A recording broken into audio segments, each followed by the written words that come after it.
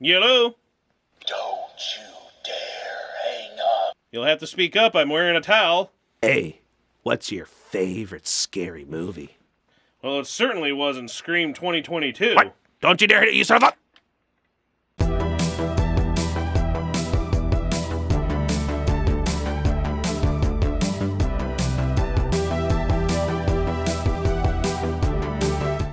Hey! Hi.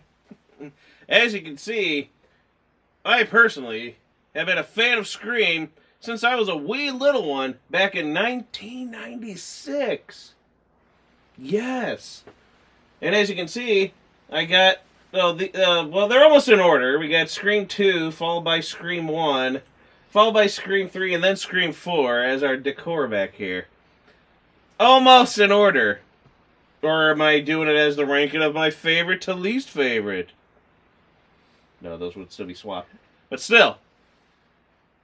Today we're going to talk about, I guess right now we'll get it out of the way, the jokes. As everyone's seen, you can see here, everybody made the joke. We know. You know, because Scream 4 had the 4 in the Scream, so there is no 5 cream.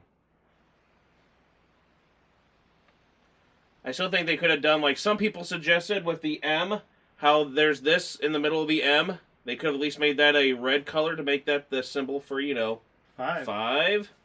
But, you know, we're going with everyone's on the bandwagon since Halloween 2018 was a hit. We just got to focus on the first film and then just call it that. As you've seen with Texas Chainsaw Massacre, etc. That's the thing now. He's already shaking his head. But as you can see, I have all of them on Blu-ray for quite some time now. Even the 4th one. And yet, I don't think the 5th one will be added to this library. Yeah. So without further ado, we already did the 5 cream joke. Let's talk about Scream 2022. I wish I could be talking about Ghostbusters Afterlife again. Yeah, at least that was way more enjoyable. So, unfortunately for me, I think the biggest problem was everything in the trailer was they showed the whole movie in the trailer. It was one of those things where everything in there was, they tried to tell you, oh, we're trying to fool people around with the trailer, make it look like you might think this is happening, or this person is getting, or this, but we're just trying to, you know, tell you one thing while we're, you know. And then as I watched it, I was like, no, everything happened according to the trailer. Like, oh, that's the deputy girl in that clip scene right there. You know, I was like, no, is it? Yeah, it was. Oh, here's Dewey in this scene. It's like, oh, that's where Dewey is gonna... No, we don't know for sure. It's like, oh, come now.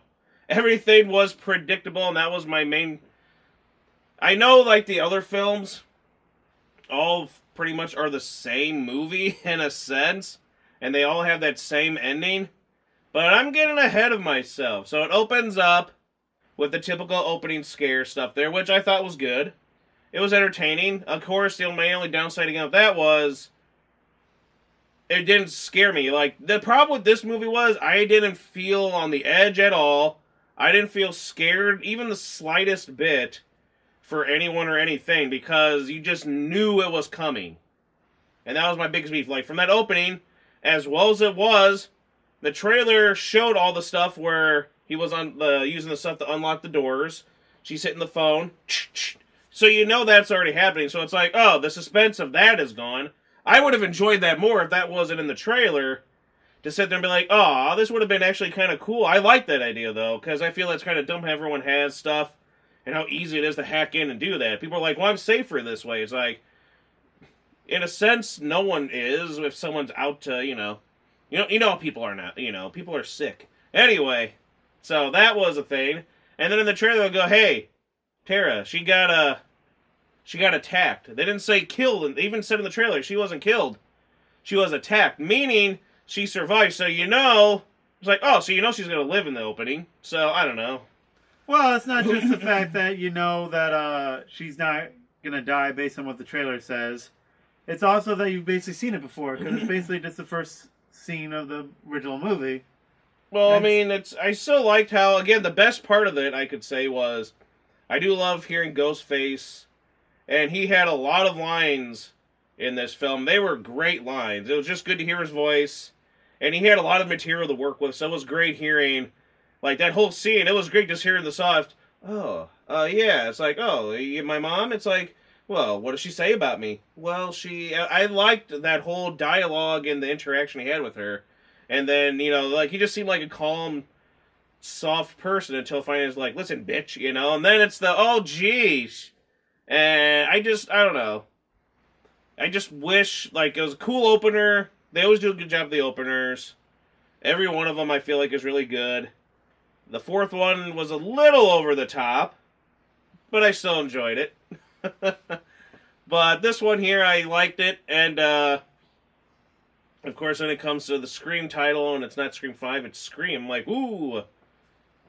And then we get to, the next few characters we have with our new main girl, our new Sydney,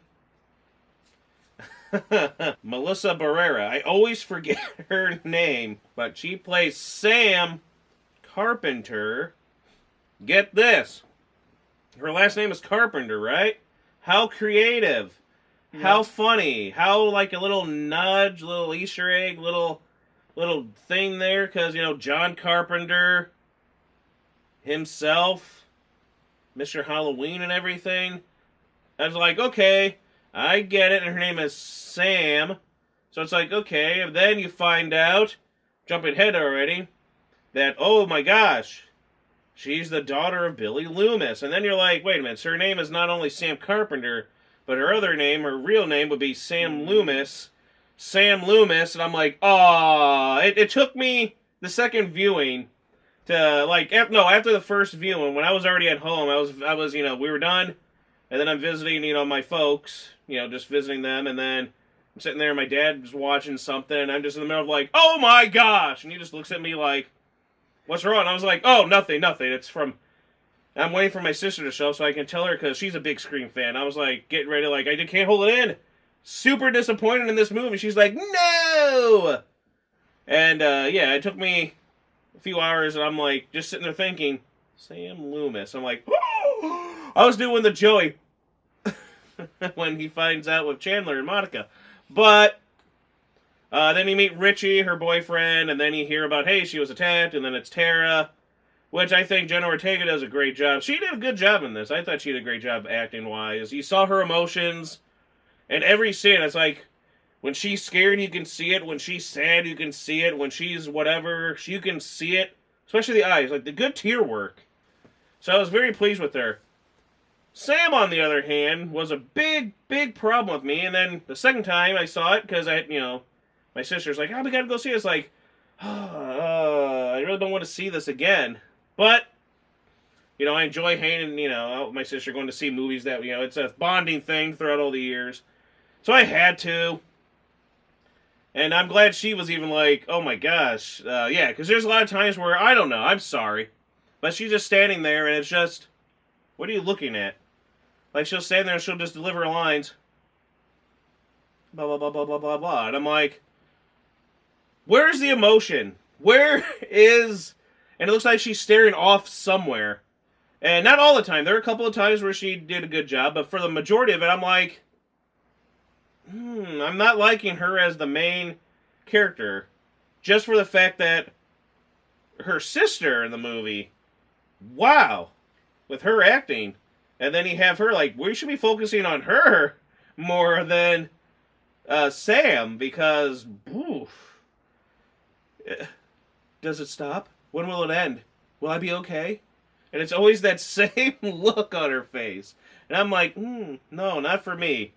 I'm like, I'm jumping ahead again, but at the ending when they're like, oh, well, we're passing the torch, and it's like, oh, God, no. Can we focus on... I would focus on every other, like, the other characters more than, like, her, but that's, even my sister was like, no. She saw it, too. And, ooh, when you go to a theater, I love going to horror movies in theaters and see people react. Remember seeing, it was one of the best ones when we saw Annabelle, and, because of the whole, like, demon possession stuff there, and, like, the whole freaking scary shit like that. There was some, a couple of, black women behind us, And they were just doing the, you know, they always want to say it's a stereotype or something like that. But I was getting a kick out of it. They were doing the, oh lordy, like they were just, oh my gosh, and I was getting a kick out of it because they were even doing that, like, oh my gosh, oh I'm so sorry, like they were, it was affecting us, and it's like, oh I'm so sorry. I was like, it's okay. I'm getting a kick out of, I love seeing people react, like when you go to movies and people are just like, oh my goodness, or they're like crapping themselves, they're really scared. It is fun. Of course, I'll be reacting the same way because that movie made me go a couple times. But it was entertaining, and seeing this, for the majority of the movie, it was like silent. During the jokes, I maybe heard a couple, or something like that, and I heard quite a few boos that second time. I remember, I think the first time we were go see it, I think we were the only ones in there. I remember like anyone else in there, because it was even quieter. At least the second time we heard people. You know, remember? Because yeah. I don't remember if it was like alone or not, but I just find it fascinating that it was like people did laugh at the ending, but you don't want to laugh at that because they were laughing at it, not with it. And I was like, good, there are people here that get it. Instead of a lot of people that are like kissing its ass type of thing there. And I'm like, there's a lot of people nowadays where it's like, you can't say anything negative. But it's like, and that makes you a hater. It's like, yes, I love these films. I have a little Ghostface figure. I clearly hate these movies because out of 5 films, I disliked 1. So. Yeah. So in the beginning, I thought her acting was the best. She did a really good job. I think she delivered the lines very well. Not only did you, like you said, Ghostface got a lot more lines. I liked the way, you know, she acted. That you could see the emotion, see the progression from going from this calm, you know, and then going straight into just going to straight up fear. Mm. And then basically, oh my God, I'm going to die. Which is why it seems like she's doing it, because I think she did, I haven't seen them yet, but I know she did another horror film, and then she's doing another horror film, so maybe she'll be a new Scream Queen type of thing there, which, who knows, could be good. And she was good in this, I thought. And then, yeah. I mean, her acting was like realistic. I mean, you could see the fear, the tears. And then the real tears. You and then tell. the whole thing when they were talking about like movies, your favorite scary movie type stuff there, and then they're talking about the nowadays stuff. I'm like, like I get it. You know, it's not going to be the slasher stuff, the good stuff from like the 80s, 90s, and crap like that. But like, so I was like, Babadook. I didn't care for Babadook, but you know, then they're naming all these other ones. They're like, It Follows. Sure, that was a good one. Oh yeah. And some of the other ones, but I'm like, it's like such a such a difference now when you're seeing Scream all these years later, and it's like, oh, now they're listing. Before it was like, yeah, isn't that the one with the guy with the knives for fingers? And they're talking about this stuff. Now they're talking about these like Hereditary and stuff like that. Which again, good films, but it's such a difference of how horror films are nowadays. But I still like the idea that like Scream. The one thing I'm glad for Scream 5 is it's back to that genre of the slasher. Hopefully we can get more of the slasher. Like, Halloween's back. Texas Chainsaw's back. It feels like, hey, everyone, the slasher stuff is kind of getting that comeback yet again. Let's do one last one with Freddy. Robert Englund, come on. Come on, guys. And then let's get someone Jason back again. Get Tommy Jarvis or something back. Get the girl who was the Carrie one in the 7th one. Get her, Tommy Jarvis, and we'd have a movie. Yeah, I don't know. It'd be something. And then we're getting Pinhead stuff again soon. And Chucky, season 2. It's good stuff now. Good time to be a horror fan. That's what I say. Exactly. Even if you dislike something, it's still a good thing because it could bring people to watch the other ones, or it could get people in to be like, hey, I'm going to watch more of this kind of stuff. And it's like, as long as it does that, then I'm okay with it. But I'm sure half the people that watch this, like, out of the 4 people that end up watching this, 2 of them have already clicked off because we started saying some negative things minutes ago, and that's enough for them to be, no! I side with the people in the finale of this movie. Spoilers. You hear the cop cars coming, and then it's like, oh, he's going to run. And he's like, no, I'm going to stab you some more. It's like, oh my gosh. He's not scared of anything. I like the parts I like, again, like, I get it, because, again, they're focusing, and you know how I complained about Ghostbusters Afterlife? Too much nostalgia. It was too much focusing on that first film. how did this movie not do that? And people loved, like, they, again, wetting themselves over this one. But saying bad things about Ghostbusters for focusing a lot on the first film. It's like, this whole movie's final act was the first movie. Yeah. Spoilers. That's all it was. And people didn't complain about that. They were loving it. Ba-da-ba-ba-ba. Ugh. So they had that, and then you see, like, they're showing, like, in the first one with the group of friends at the thing during school, and this time we have the new group of friends. So we're already getting to show off these new characters, and I think the film does a pretty okay job with everybody. With, like, even though I didn't like Sam's character, they still showed enough about her and gave enough development in the character so you can continue on with her. I feel like everyone had something, enough fleshed out stuff about them throughout the film, except for the one guy that was there just to die within 2 minutes. But anyway, the Heaney shows up in the scene. We're all introducing these people, and they find out, and they're talking, and then it's like, hey, who's that guy? You know, and it's this guy with the, all right, you know, and I'm like, oh, isn't he like 30 or something? And I'm like, what the hell? Like, his character, and then it goes from that scene to when they're on the phone, and then you have the Wes. He turns out to be deputy, but now sheriff, Judy Hicks' son, which I'll get into a lot of that. There was a lot of weird stuff in this movie that I just scratched my head on a lot of things. They're saying classes are canceled, and then the guy shows up, and then her boyfriend's like, I'm gonna be a tough guy. Yeah. I'm gonna scare him off. Lucas. Anyway. I don't know, I liked it. Just about saying Lucas. And I'm like, for me it was like, hey, he looks kind of, but anyway. And I'm glad a lot of people kind of pointed that out. I'm like, see, I wasn't the one that thought that's what he looked like. But anyway, but yeah, because remember, he's the one that says, oh my gosh, she's at the, I want to go visit her at the hospital and stuff like that. So then they go, the next scene is them in the hospital. That's fine. And then it's like, hey, this is my boyfriend Richie. You know, and then there's their one friend, Mikey, I think it is. I want to say it was like Mickey, but it's spelt Mikey. I can't remember. I don't care about her. I think it's Mikey. The one crazy looking chick. And she's like, oh, hey, what's up? And then after you watch it a second time, you're like, their interactions with each other are obvious now. But anyway. And then she just wants to talk with her in there in the hospital alone, and then they go, and then they leave, and they're at like a bar thing there, having pool and talking, and that's when he shows up, Vince. He's like, hey, you get out of here. And he's like, what are you going to do? You know? And then like, everyone get out of here. But that's what I'm saying, because it happens from that to this, and then him out there taking a piss on the wall, and then we got the Red Right Hand song back finally. It wasn't in the fourth one, if I recall, and I was disappointed in that. The song was back. So that was a plus. Oh, yeah. That was a plus.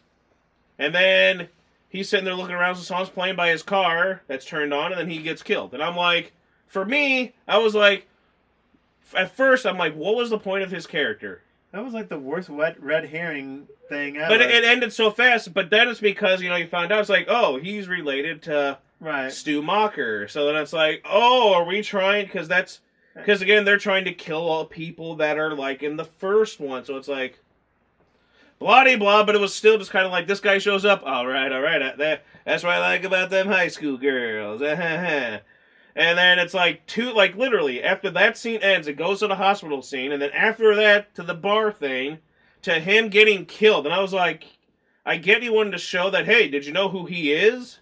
He's related to... Oh, Stu Macher, okay, with Billy Loomis and all them. And then it's just, for me, I was like, you still could have cut that guy's character.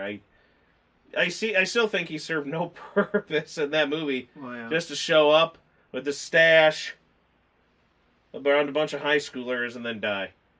So I was like, yeah, I felt nothing for, like, a lot of these kills again.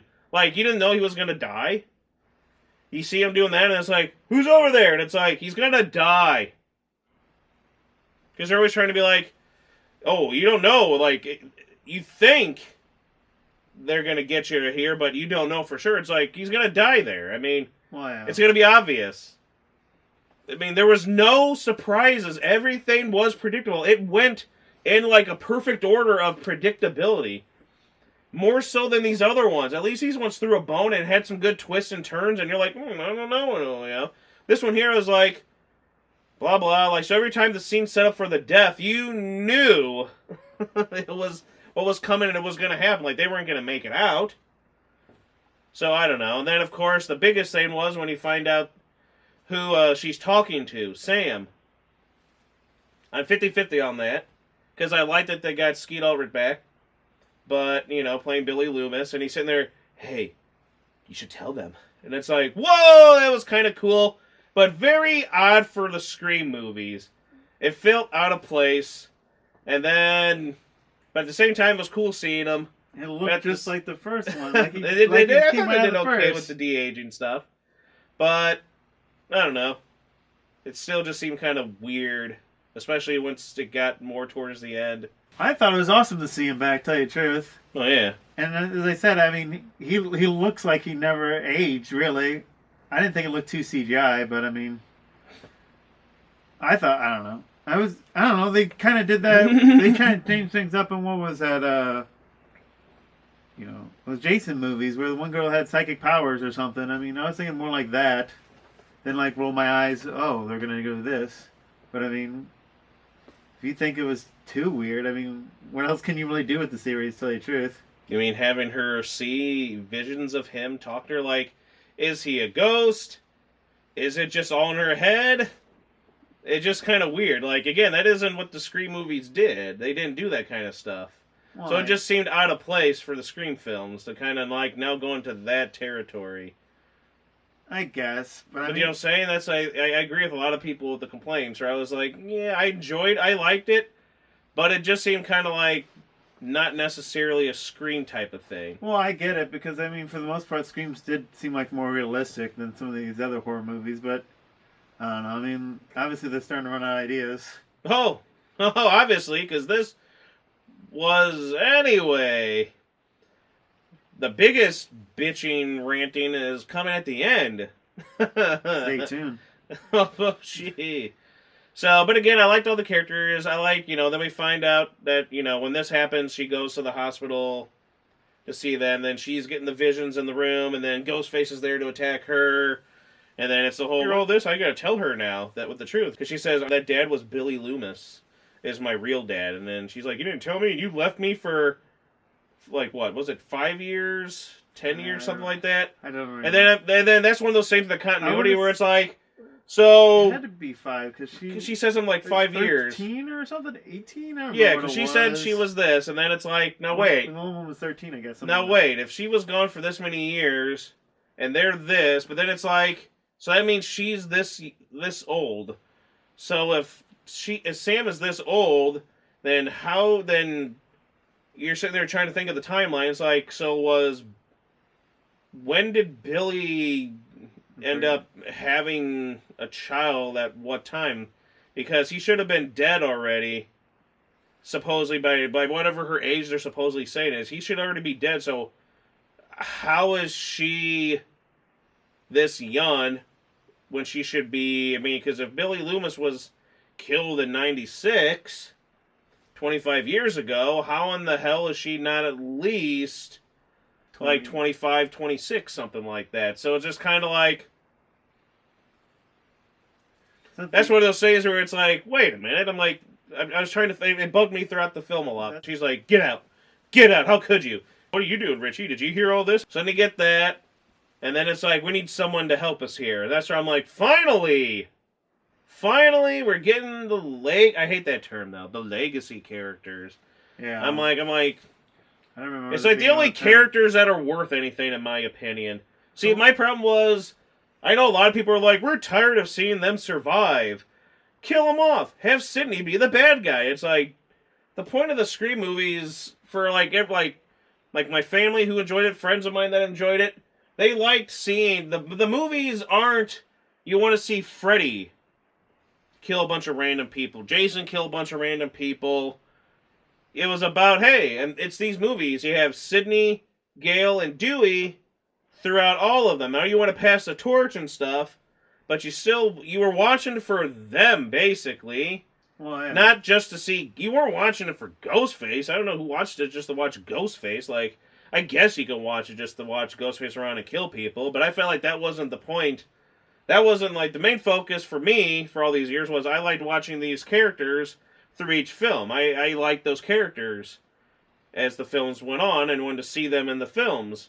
And then it's like, those are the ones that mattered. So I get you want to add new in there, but you can still find a way to work it with the originals while throwing in new people. That works. But then I still don't like the term of legacy. They're the original characters. They're the main characters. And I think legacy is kind of just the meh term for these ones, I'd say at least. Or the Ghostbusters when they say they're legacy characters. I'm like, stop it. That's just a new term. I know it's the legacy of that, but I'm like, they're the best character. Just call them the best character. Well, yeah, I mean, that's what happened kind of like in the fourth one. They introduced new characters, and it's like, oh, I guess they're going to pass the torch at the end, and then, surprise, she survived, and you know who the killer is, and... But it's, but I've always liked it for them, Well, yeah, and that's what kind of sucked about this film. They didn't really have the legacy characters a whole lot at all, and when they were, I mean, well, we all love Dewey, but I mean, from everyone else, basically wasn't a whole lot in the film. And yeah, as much as, again, so they go and they meet Dewey first, which I still think is just kind of, I feel like it was too predictable again. Because there were people for years going, you know what they should do for Scream 5?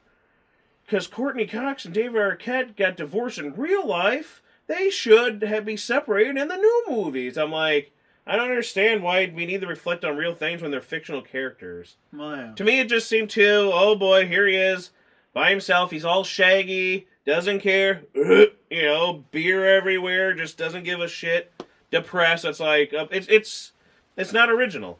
So, of course, I felt bad for Dewey. Well, yeah. It sucks to see him like that, but it's just, I was like, really? So they did go with that. I'm like, oh my gosh. It's just a shame to see him, fall. He was such a good character, so...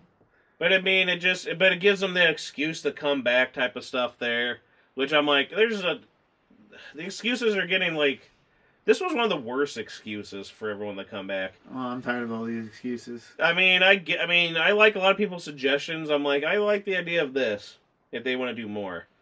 But Dewey, David Arquette does a great job as always. I mean, honestly, he was the best part of the movie. He'd be the only reason I'd ever see the movie again, is just for his scenes, basically. Because he had a great job, this character, did a great job of the acting, and you love seeing Dewey every time he's on screen. He stole every scene he was in. He stole the whole movie, and I'm sorry, I felt like, for me, Courtney and Nev, they were just kind of like, as much as I enjoy seeing them, this movie, I was just kind of like, I don't really care. Because they weren't there that long. They were hardly in it. And it just seemed like they were not, like, caring as much as in previous installment. Dewey, David Arquette seemed like he was just like, I don't care. I'm still giving me 100. I'm giving 100% with this character. And that was clearly shown in that movie. So I liked how he was acting. Gail does a news thing somewhere else, I forgot where, New York, whatever it is, in LA, whatever kind of shit. He's watching, that's when they knock on there, and I feel like it's like, it's funny, but at the same time, I feel like it's like the Marvel kind of jokes nowadays. Can I talk to you? No interviews. It's like, there's nothing you can say that'll make me open this door. I'm Billy Loomis's daughter.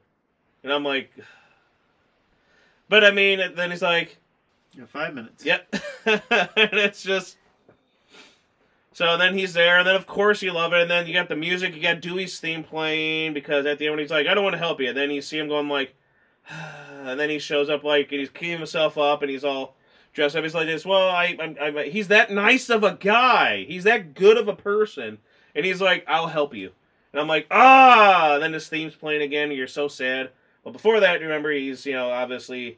telling Sydney, and then you see Sydney there. Oh, there she is, pushing babies. And then I like the little nod that her husband was Mark, and it's like, that's the guy from Scream 3. Well, there you go. Yay! Happy. And then, she's like, yeah, I'm tired of this, and I'm Sydney effing Prescott, of course I have a gun. Blah, blah, blah, blah, blah. That was in the trailer, so it's like, yeah, everything's in the trailer. And then he's getting ready to text Gail, and he's like, just don't come here. And he's like, oh, he wanted to say something else, but he's like, nope, that's it. I'm like, oh, I was like, of course. They get together inside the trailer, and then, she tells him what's going on, and he's like, it has to be someone really close to you. Check the friends. Check the boyfriend. How long have you known him? Yep. Well.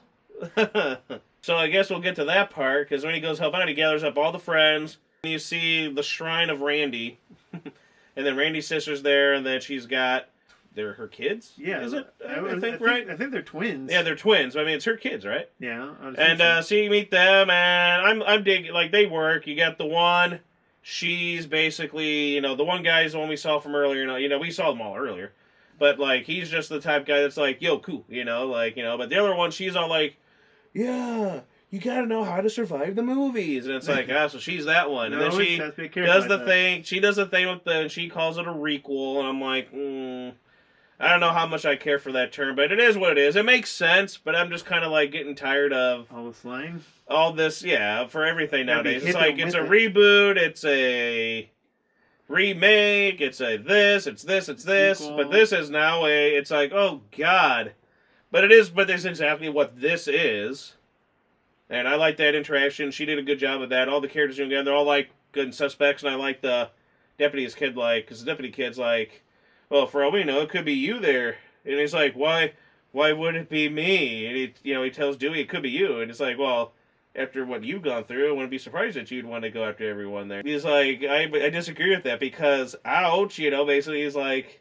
Sign of regret coming? Because he's like, that hurt, And I was like, it was so good. But the interaction of everyone was perfectly there, and then you're kind of wondering who's who. And it worked. It was good seeing Randy's sister back again. And then all the stuff continuing his legacy still, so it was fitting.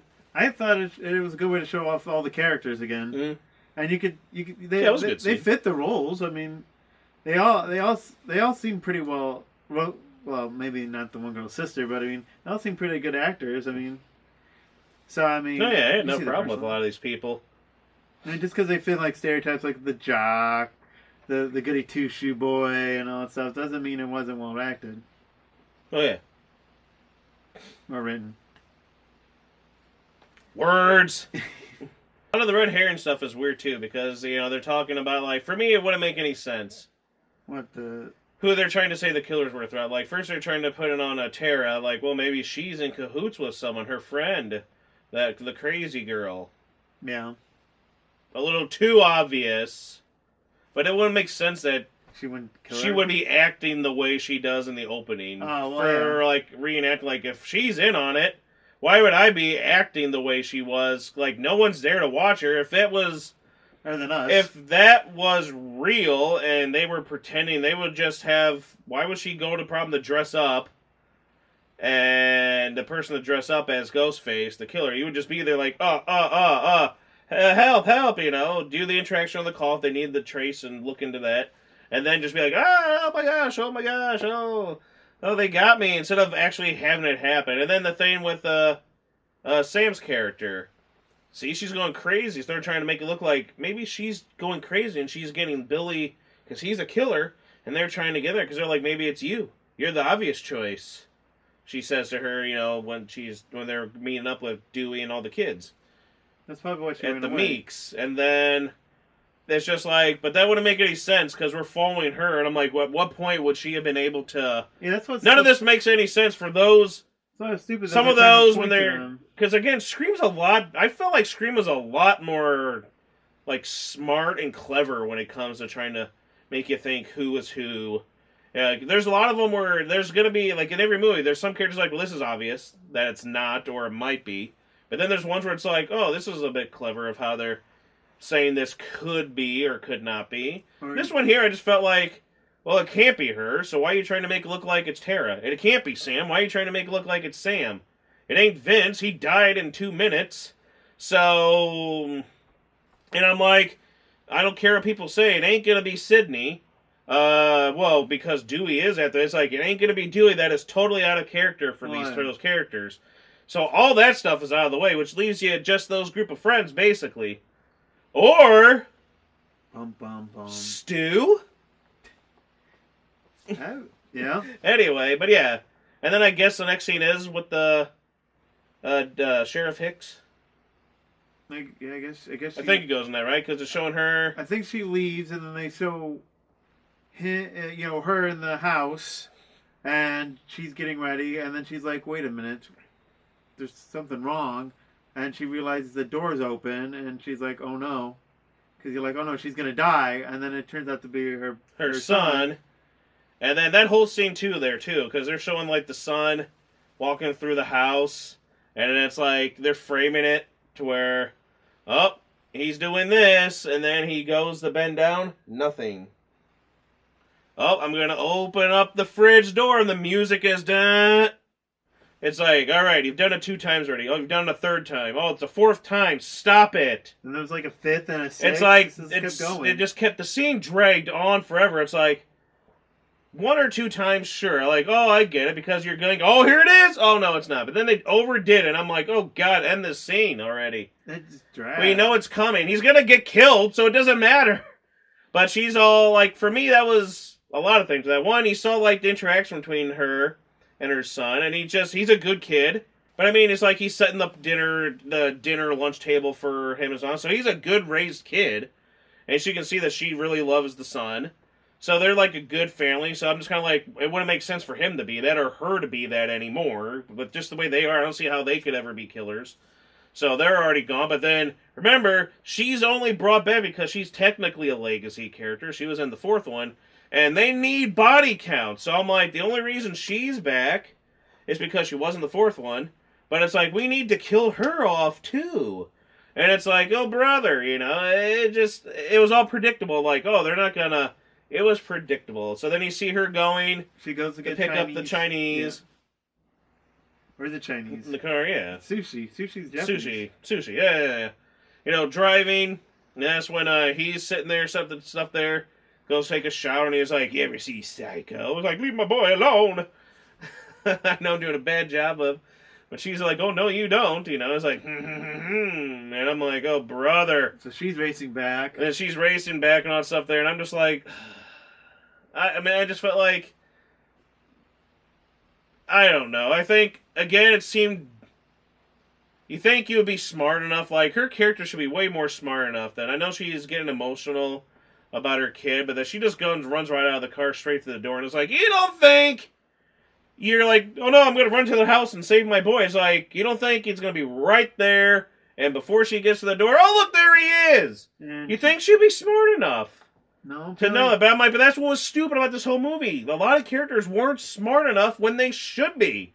They should know better by these films. Instead of rushing in and being and so she should know better, and yet no. But it's like, oh, here we go, she dies, but whatever. And then he's looking around, and that's the whole scene with that. Then he gets to the door, and it's like, huh, whatever. And then there he is, finally. It's like, oh, they did it finally. And then it's like, I have this and this, but it's like, what use was that if he's just like, oh, look, I knocked it out of the way.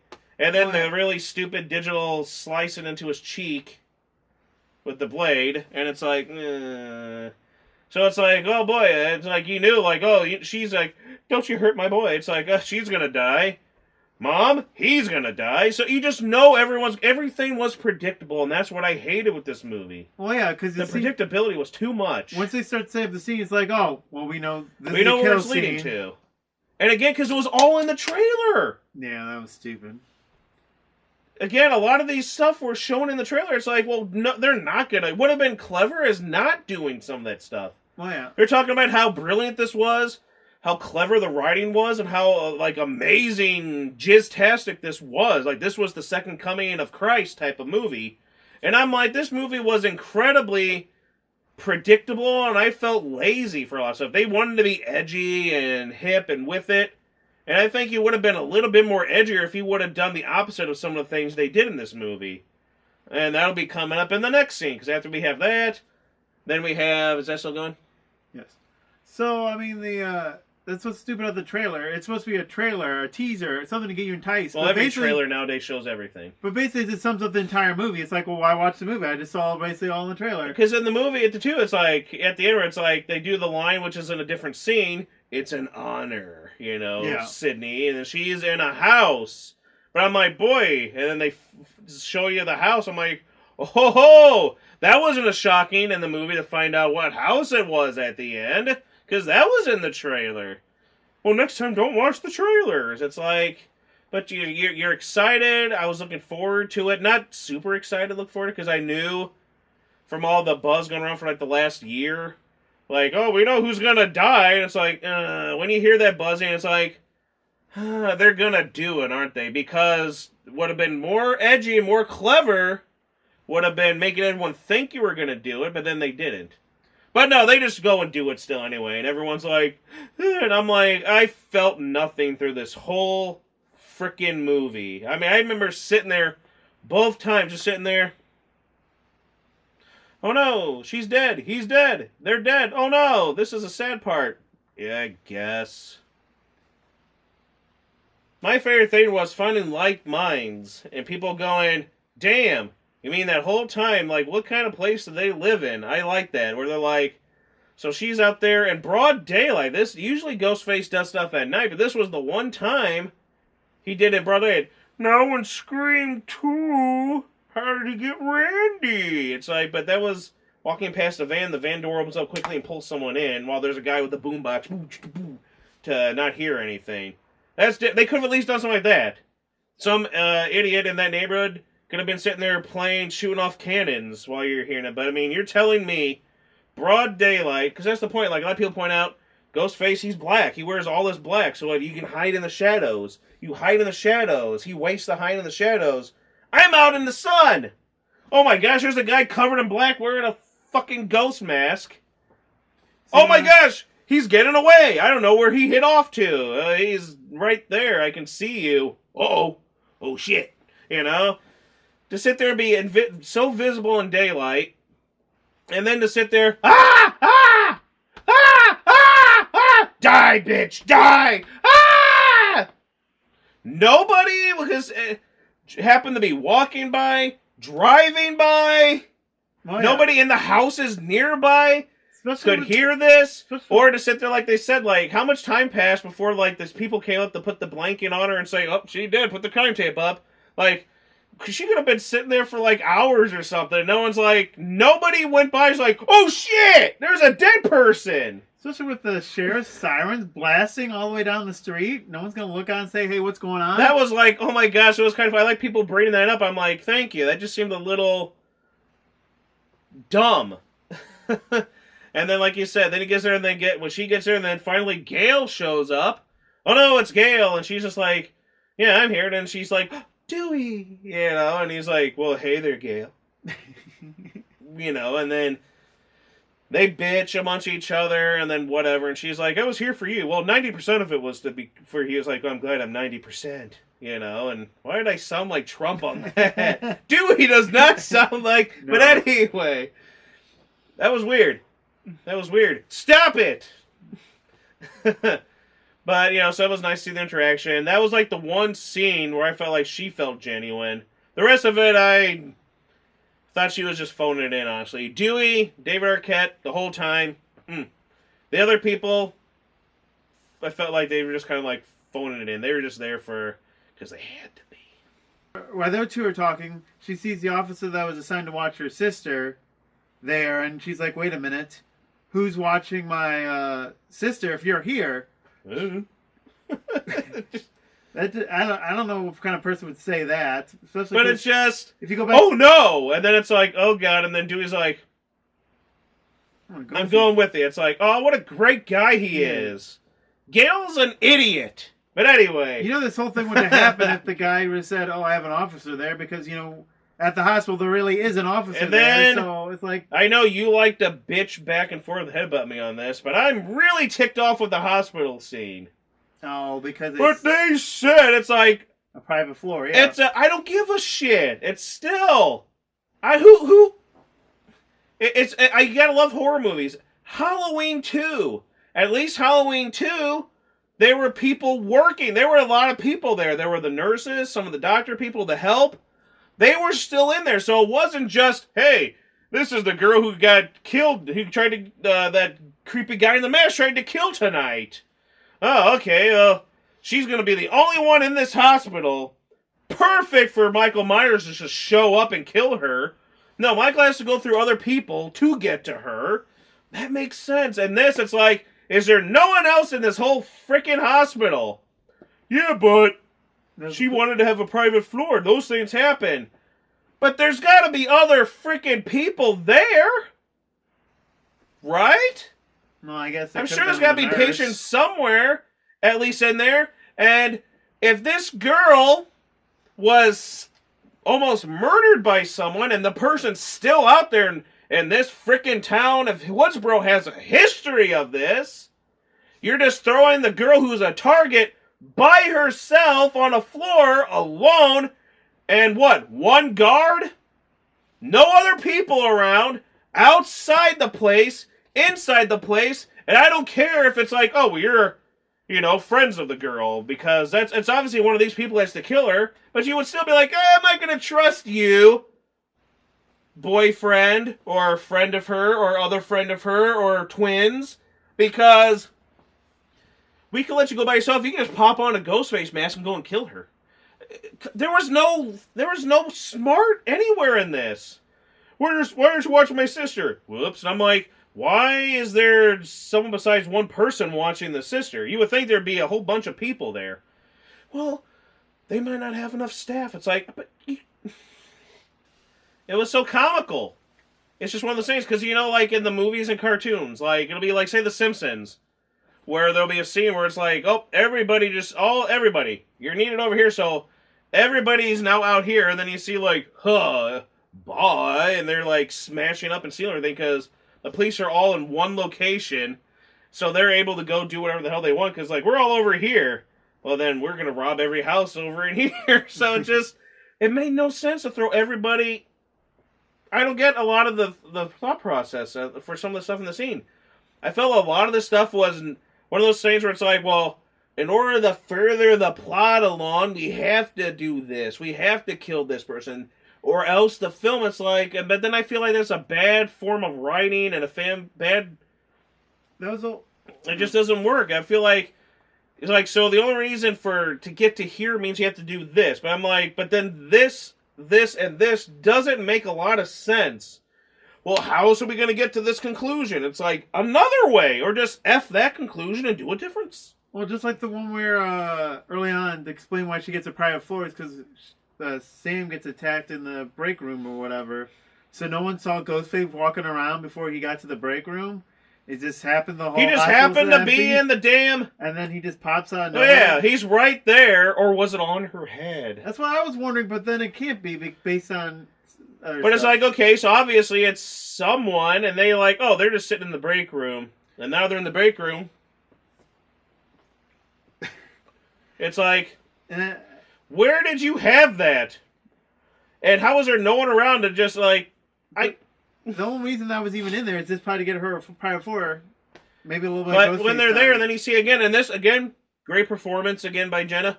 Very great performance again, because she is like, oh my gosh, she is freaking out, and then she's like, oh no, I'm in pain and bleeding, I'm going to rip myself off. Oh, it hurts to move this with my bloody hands. And I'm like, ooh, poor girl. And you can tell she's afraid. And while she's going there, then you hear, then it's all going on, then she goes to look like, I'm going to be smart. Hello, somebody help me. Blah, blah, blah. Then she goes over to where you're like, okay, there's security, but we know he's going to be dead. Oh, look, the guy's dead. So I'm like, are you telling me? See, that proves your point. There was someone to watch her. One person? How easy is that to kill one freaking security guard? Especially with these movies, how there's always got to be two people. One fat security guard versus two killers. Who's gonna win? Oh, yeah. And then again, she goes, oh no, it's gone. His gun. Crap. It's like, nah. She was smart enough to. Oh, yeah. Then she's going there. The scene was nice. It was dark. It was lit. It was tense, And then she goes in there and she's hiding with the little telephone. And then that's when she hears someone coming down. And then Richie shows up. Bash him with the phone. Why'd you do that? And then, it's me, bitch. But then that's when it's one of those things where it's like, the person, I know they're trying to go after Jenna. But then it's like, oh, if you didn't figure it out yet, that should have been a clue, because all Ghostface does to him is just basically, not really, but basically just knock you out. Now I'm going for her. It's like, Why didn't she kill him? I mean, he. Kill him. Ghostface. Kill Richie. You know what I'm saying? But why didn't she kill Richie? Or he. Kill Richie. I'm like, well, because the focus is so like, she ain't getting away anywhere. Well, yeah. What do they think? I gotta go for her. It's like, she's not gonna get away fast, so you have time, because you knock this guy out. What's stopping him to get up again and attacking you, Ghostface? Yeah. But he didn't do that. This should be the obvious point right now if you didn't catch it yet by this point. That's when it's like, oh, God. And then it's like, I do like the line where it's like, well, who do you want to kill? And you get to make your choice. Save your sister or save your boyfriend. You can't decide one or the other? And I was like, I liked his lines, his delivery again. It's such an asshole. And he's like, ooh, the voicing. Well, back to what you said before earlier with the Scream movies. He was like, I care about the characters. I want to see them survive each time. And yes, Ghostface may change throughout each film, but the iconic voice. Mm-hmm. And since they get more lines, you really get to touch with his character, even though he's a different person. Even though it's a different person, but yeah. It's kind of like hearing Chucky's voice or something. It's like, oh my gosh, he's back. Dorif. It's such an iconic voice. Yeah. I like Mark Hamill, but no, you're not Chucky. You never will be. So anyway, I mean, well, he's not. He's Buddy. You know, in that movie, but whatever. I personally believe she really couldn't make a decision. I don't think it was really what they said it was. And then again, it's that movie line again with those quick little lines like "ha, bitch" type of thing there, and it's like, actually, I'm just trying to stall. Miraculously, the elevator door opens up, and they're right in front of it, and he shoots, and of course, Dewey can't shoot for being. And I'm like, oh my gosh! I'm like, that is so like. And this is the whole thing for me. This is where this movie, 100%. It might have been like, okay, yeah, it's a bumpy ride, but it wasn't terrible. This is the scene, the moment. From here on, straight to hell, nosedive, and I'm glad there are many. Now, you know, the first couple weeks, everyone's 100%. This is the best one since the first one. You know, I think this is better than the first one. I'm like, get the hell out of here. You got a lot of shills, you got a lot of people that don't want to get yelled at for disliking something, but you can't like everything, people. I love, another work of Wes Craven, Freddy, and damn it, I don't care how many people enjoy it, but I really hate Freddy's Dead. For me, that's a whole other story again. I hate the sixth one. There's a lot of it that I enjoy. I like the kills.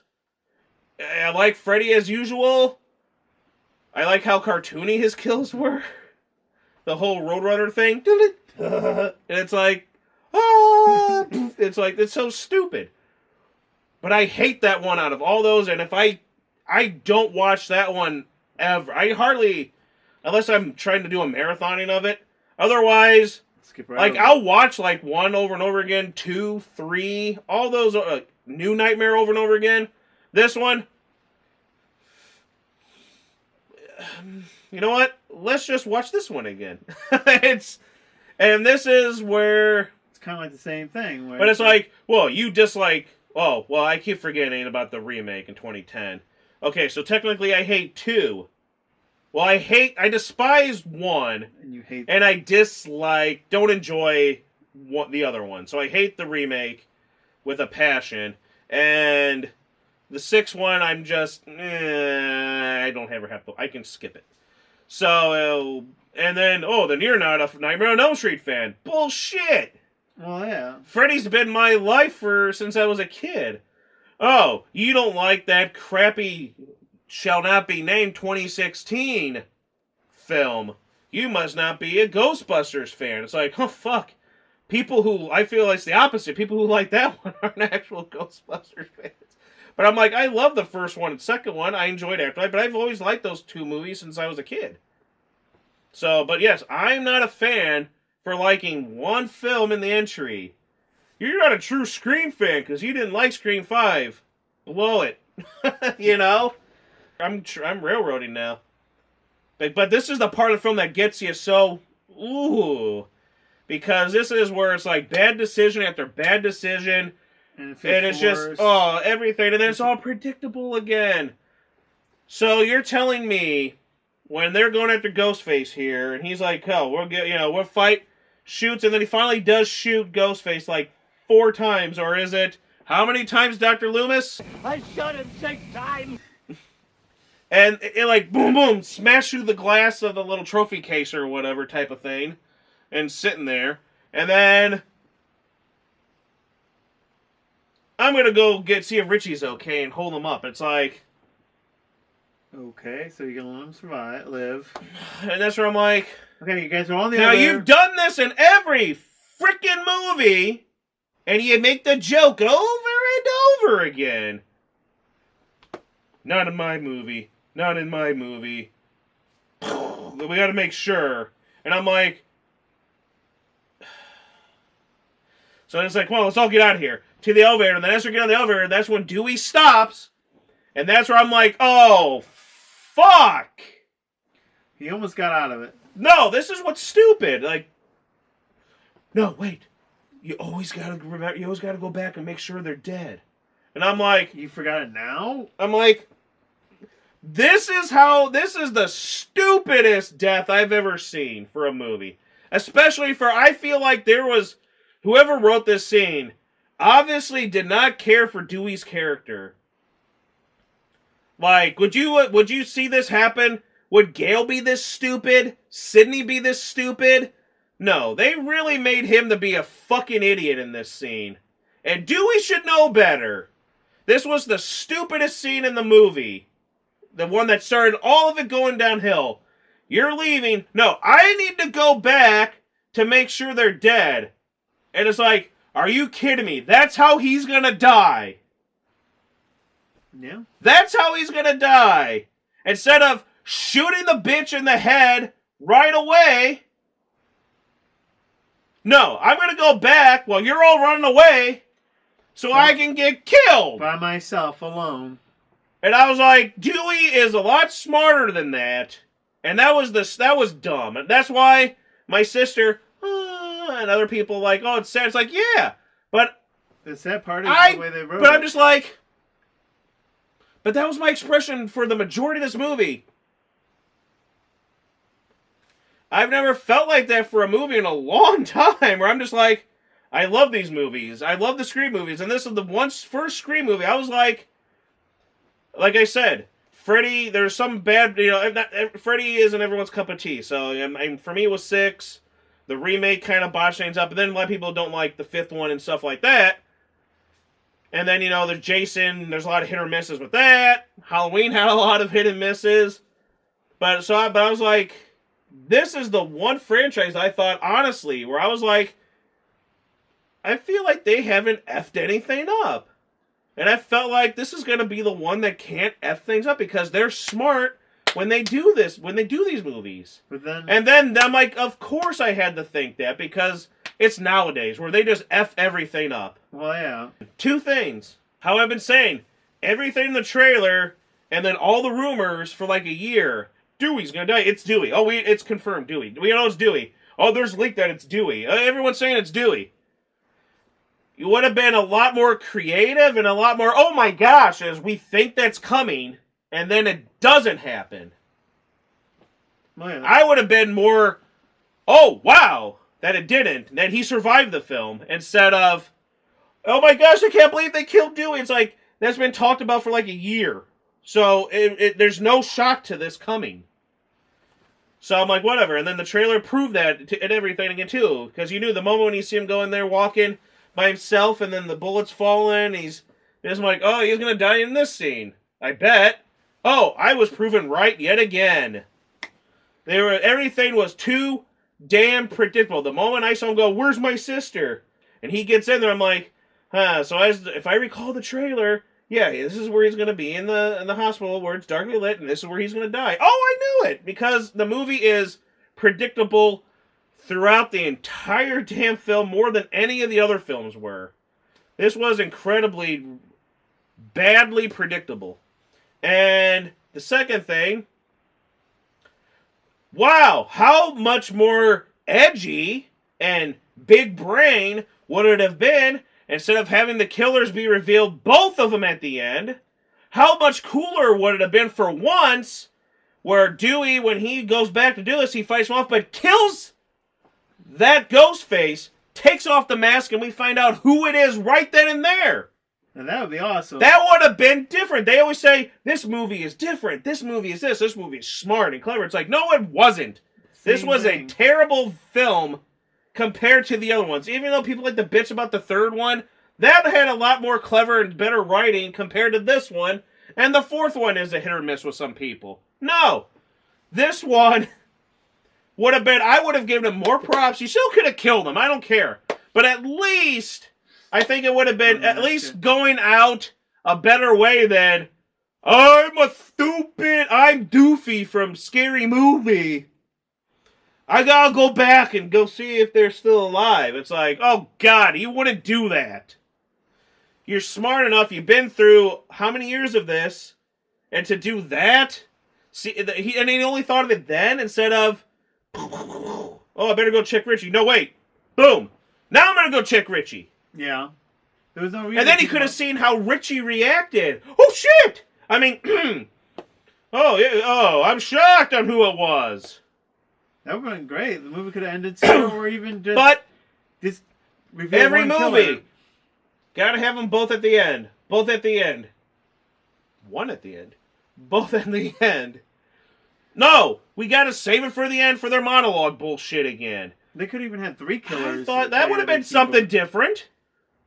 There could have been 4 or 5. There could have been like a weird cult, like Cult of Chucky. A cult of Ghostface. That'd be cool. We're doing that for Ghostface 6. You know, it's like... Because it's 666. But how different would that have been? They kill one of them right there, unmask it. Oh my gosh, look who it was. Would that really have affected the reveal of the other one at the end? Because who it was, who that one turned out to be, which was stupid and didn't make any sense logically. Well, I don't even know how the person could have picked him up and... Considering who it's revealed at the end is, how in the hell does that person get to do all that to that man? Well, yeah, I don't care. That is bullshit. My favorite jokes around a lot of the Ghostface stuff is, it's like, so you're telling me this person, while in Ghostface gear, was taller, bulkier, and it's like, because you got to make sure that, because you can't be like, this Ghostface is a lot smaller than the other Ghostface. In this scene, they're this height and this. Some scenes it's this height. Some scenes are this height. Some scenes there's boobs showing out through them. Like they have a large. So obviously it's Busty McGee because she's the only one that can have a chest out to here in the Ghostface costume. Or or it's this guy who's like, hey, there's only one guy in town that's 9 foot. Ghostface is 9 foot. Clearly it isn't Joe. It's like... But I just love it how, like, this person... How they always look the same. And I'm like, there's no way that this character would be the same... you would think, as the second partner. Well, that's what I think is kind of stupid about the movie, because... I mean, I didn't analyze the other films to know who was supposed to be who, killing who, but this one they blatantly say who it is, and it's like, how could that person do all this? There's like, no way. I can maybe understand the bulletproof vest to be prepared, but then again, I don't know. I think it's just impossible. Really. And then, and that's when Gale, they're wheeling him out, supposedly. We don't know for sure. I know they show like a tag or whatever, but I never get a good glimpse of what's written on there. For all we know, that could be the guard. But there's still hope, you assholes, to fix this. And Gale is like, oh no! But and then after that, sitting there, like, I feel like, yeah, well, he's gone. Sydney! Oh my gosh, I heard. I'm only here just because he died. Yeah, because that's like, so that's how they get Sydney back. Lame! Very lame. That's another stupid thing. If they didn't have to, there was no point to Sydney in this movie because none of it mattered with Sydney. That's what the other movies were about. Every movie linked to Sydney Prescott. There was always something. I mean, that's everything. The reason why the Ghostface things were happening was because Sydney and Prescott. This one had nothing to do with Sydney. She didn't even need to be in this, but we had to get her back because it would be weird just to have Dewey in there. It's like... But she was already happy and have kids and all. So we have to kill Dewey to bring them back. And I'm like, ugh. And I hated the fact that that the killings had nothing to do with Sydney this one. So again, but they're starting something new. That's the whole point. It's like, I get it. Then he should not have even had the legacy characters in here. Well, yeah. Because people, I'm sorry, they're gonna go. There are people nowadays that, their favorite movies are my top 5 favorite movies are the last 5 movies I watched. That's how people are nowadays. I'm like, come on. Like, I really enjoyed Ghostbusters Afterlife, but I'm like, Ghostbusters 1 is in my top list more than Ghostbusters Afterlife is going to be.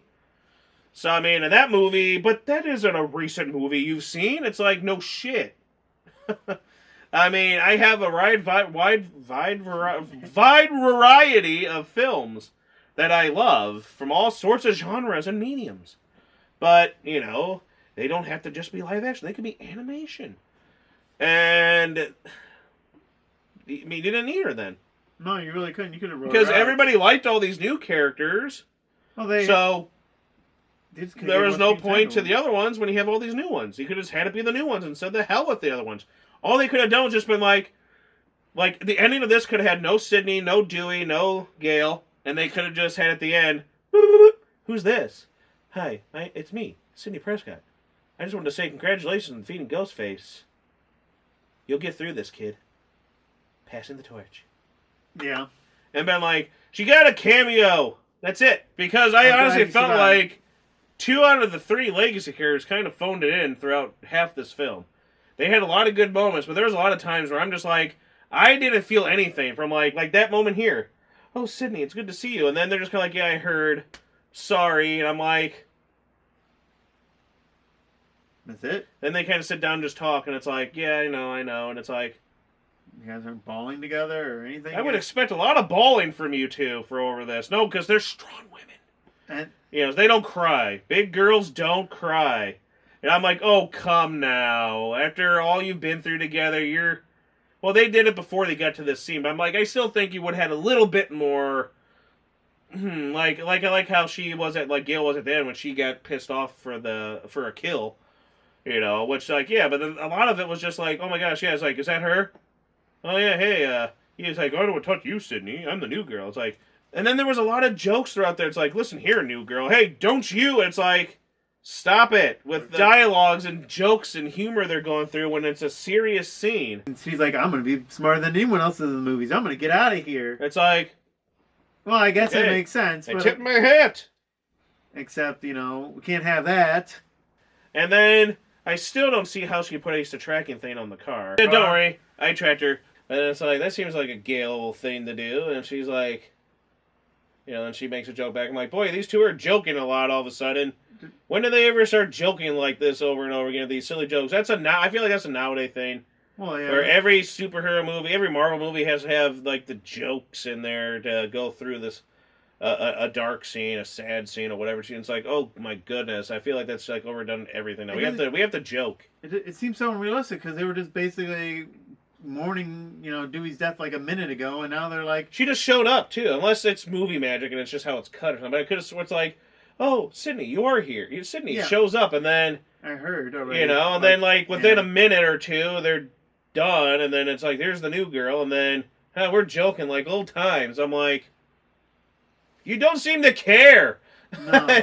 Which is, I think it's why, again, what I said earlier, I feel like they don't care. I mean, not just that, but I mean, like, oh yeah, I don't give a shit about Dewey's character. Kill him. Who gives a fuck? And I feel like that's what the people who did this scene, because they could have done a lot more better for his send-off than the lame death that he got. I mean, come on. For a character, for one of the best, if not the best character in the whole series, most likable, lovable character, that was a shitty way to go. And they gut him, too, so that way he can't come back, basically. Well, supposedly, I mean, it's still, I've seen them go through all sorts of shit. And it's like, remember, this person isn't that strong, so it might have gone that deep. Yeah, I guess. I mean, we didn't see guts all over the place, but I mean, in the first movie, whatever. Drew Barrymore is hanging from a tree with her guts out. In the fourth one, there was a girl character, I forgot her name, the one girl's friend, and there was guts hanging all out of her stomach. Yeah. Stuff like that is in there, so it's like, yeah, you're not gonna get off from that. But in this one, there was none of that. There I was gonna say there's like no gore in this. It's mostly just because I mean, stabbings. Jenna. I mean, it's like, well, I'll make sure I'll hit parts where I'll go deeper and puncture and stuff like that. So it's like, there's still a way we can, like, there's a lot of, throughout the movie, it's like, boy, that character should have died from this. This person should have died from this fall. This person should have died from this getting stabbed that way. And if they didn't. So, that's what I was kind of hoping. That's the way they can fix it. They could explain maybe why they're not so sad, but and they faked his death so they don't get killed, just like the one girl got attacked. But it's just, but I doubt it. But then but these people I think just had a thing where like we're gonna kill him, ha ha ha. It's like, so I'm just like fuck you to them because I feel like they did a disservice to his character in that. Dude, where you going? I gotta go back and die. It's like, oh god, that's basically what it was. Well, yeah. He should have just said it. So they're going there, and she puts the tracker on the car. I put a tracker on her car. It's like, I don't remember seeing you getting that close to the ar, but what do I remember? I don't know. I've only seen it twice. Yeah. And then they're in the car, and then, of course, where's my inhaler? I need my second inhaler. Where is it? It's at my friend's house. It's at, Amber's house. And it's like, oh, God. I think I said earlier, I was saying the actress's name, Mikey. But it's Amber is the character. Okay, because, I think you did mention Mikey. Amber. Because it was her friend Amber, and it's like, oh, no! Amber, the girl that was being phoned, talking to at the time at the beginning. No way it couldn't be Amber. That's a little on the nose for one of the killers. And then I gotta go. It's over at Amber's. I can get it there. Of course. And then, who's driving? No, we're not going there. And it's like, he's the guy who didn't get killed in the hospital when he should have. Sam got attacked in the hospital. And they go there and it's like, hey, we're having a party, just like in the first one. Oh no, and the nostalgia is kicking in. Guess what house it is? It's the house from the first one, Stu's house. Oh my gosh, everyone's like, I can't believe it. Oh, I'm bawling my eyes out. I can't believe it. It's like, oh, but when we see Gozer in Ecto 1 or something, oh, you're doing too much for that first one. It's like, anyway. So I'm like, oh, no shocker that they're going to the first house again. And that whole scene, it had its moments, but then, so they're going there, and then, like, for me, the Gail and Sydney in the car, I'm checking them. Oh, no. Guess what house they're going to? No way, Gail says, basically. And I'm like, oh, no. That house. Like, no, it couldn't be. Yeah, that house. Oh no. It's like, and then they get there, and then you see it also like, everybody out type of stuff there, Well, I'm skipping ahead. I was about to say, you skipped ahead. Way ahead. You just cut right over But I would have skipped this film. But, so you have, like, you're showing the other characters, and again, smart kid. It was Mason, I need to look at the name again. Sorry, cheat sheet here, but he was a good actor. Mason Gooding playing Chad Meeks, one of the twins, and he's with the other girl who I forgot to mention this whole time, but she might as well not have been in this movie too. Liv, she might as well not have been there because she's like, oh, you think I'm too good to be a killer or whatever type of attitude? I'm like, it's not you. It's not, because so don't even. They didn't even give her like any screen time. The only time they really gave her screen time is at the beginning, basically. Was my boyfriend over the summer. I'm like, it's not her. So I'm like, don't even. Jesus. How do you know it couldn't be me? It's like, it's not. There's no reason for I'm doing the whole Randy thing. It's not. We know who it is. They just shout at the movie like it's going to hear me. But he was smart when he's with her and he's like, so what do you say we go upstairs all alone? Really? For once you want to do it? But I'm going to have to pass. I was like, uh-oh. Because, there's a killer here, and I don't know if it's not you. How dare you? I'm just being smart. And then, besides, we go up there by ourselves, something can happen. I'm down here, we're around all these people.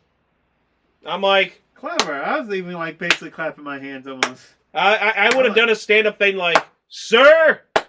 Now that's a smart guy. You're smart. 5 minutes later... He undoes everything he just basically did. He throws a big. He's talking with his, sister, and then he's like, "Oh, she's not answering my text. She's not answering my text. I better go out there and find her." I'm like, "Oh God! Well, you know where this is leading." It was so stupid. You just said moments ago, and then he goes out there. Where are you? Woo! Hey, download this Where Am I track app, and then come find me. And I'm like. He was trying to get her to download that from the beginning. That was one of those moments where people behind me, my sister, when we saw it the second time, she looked at me like, and I couldn't see the people behind us, but I heard them going, like they were reacting to like, this is stupid. I was like, thank you. They agree. That is stupid. Who does that?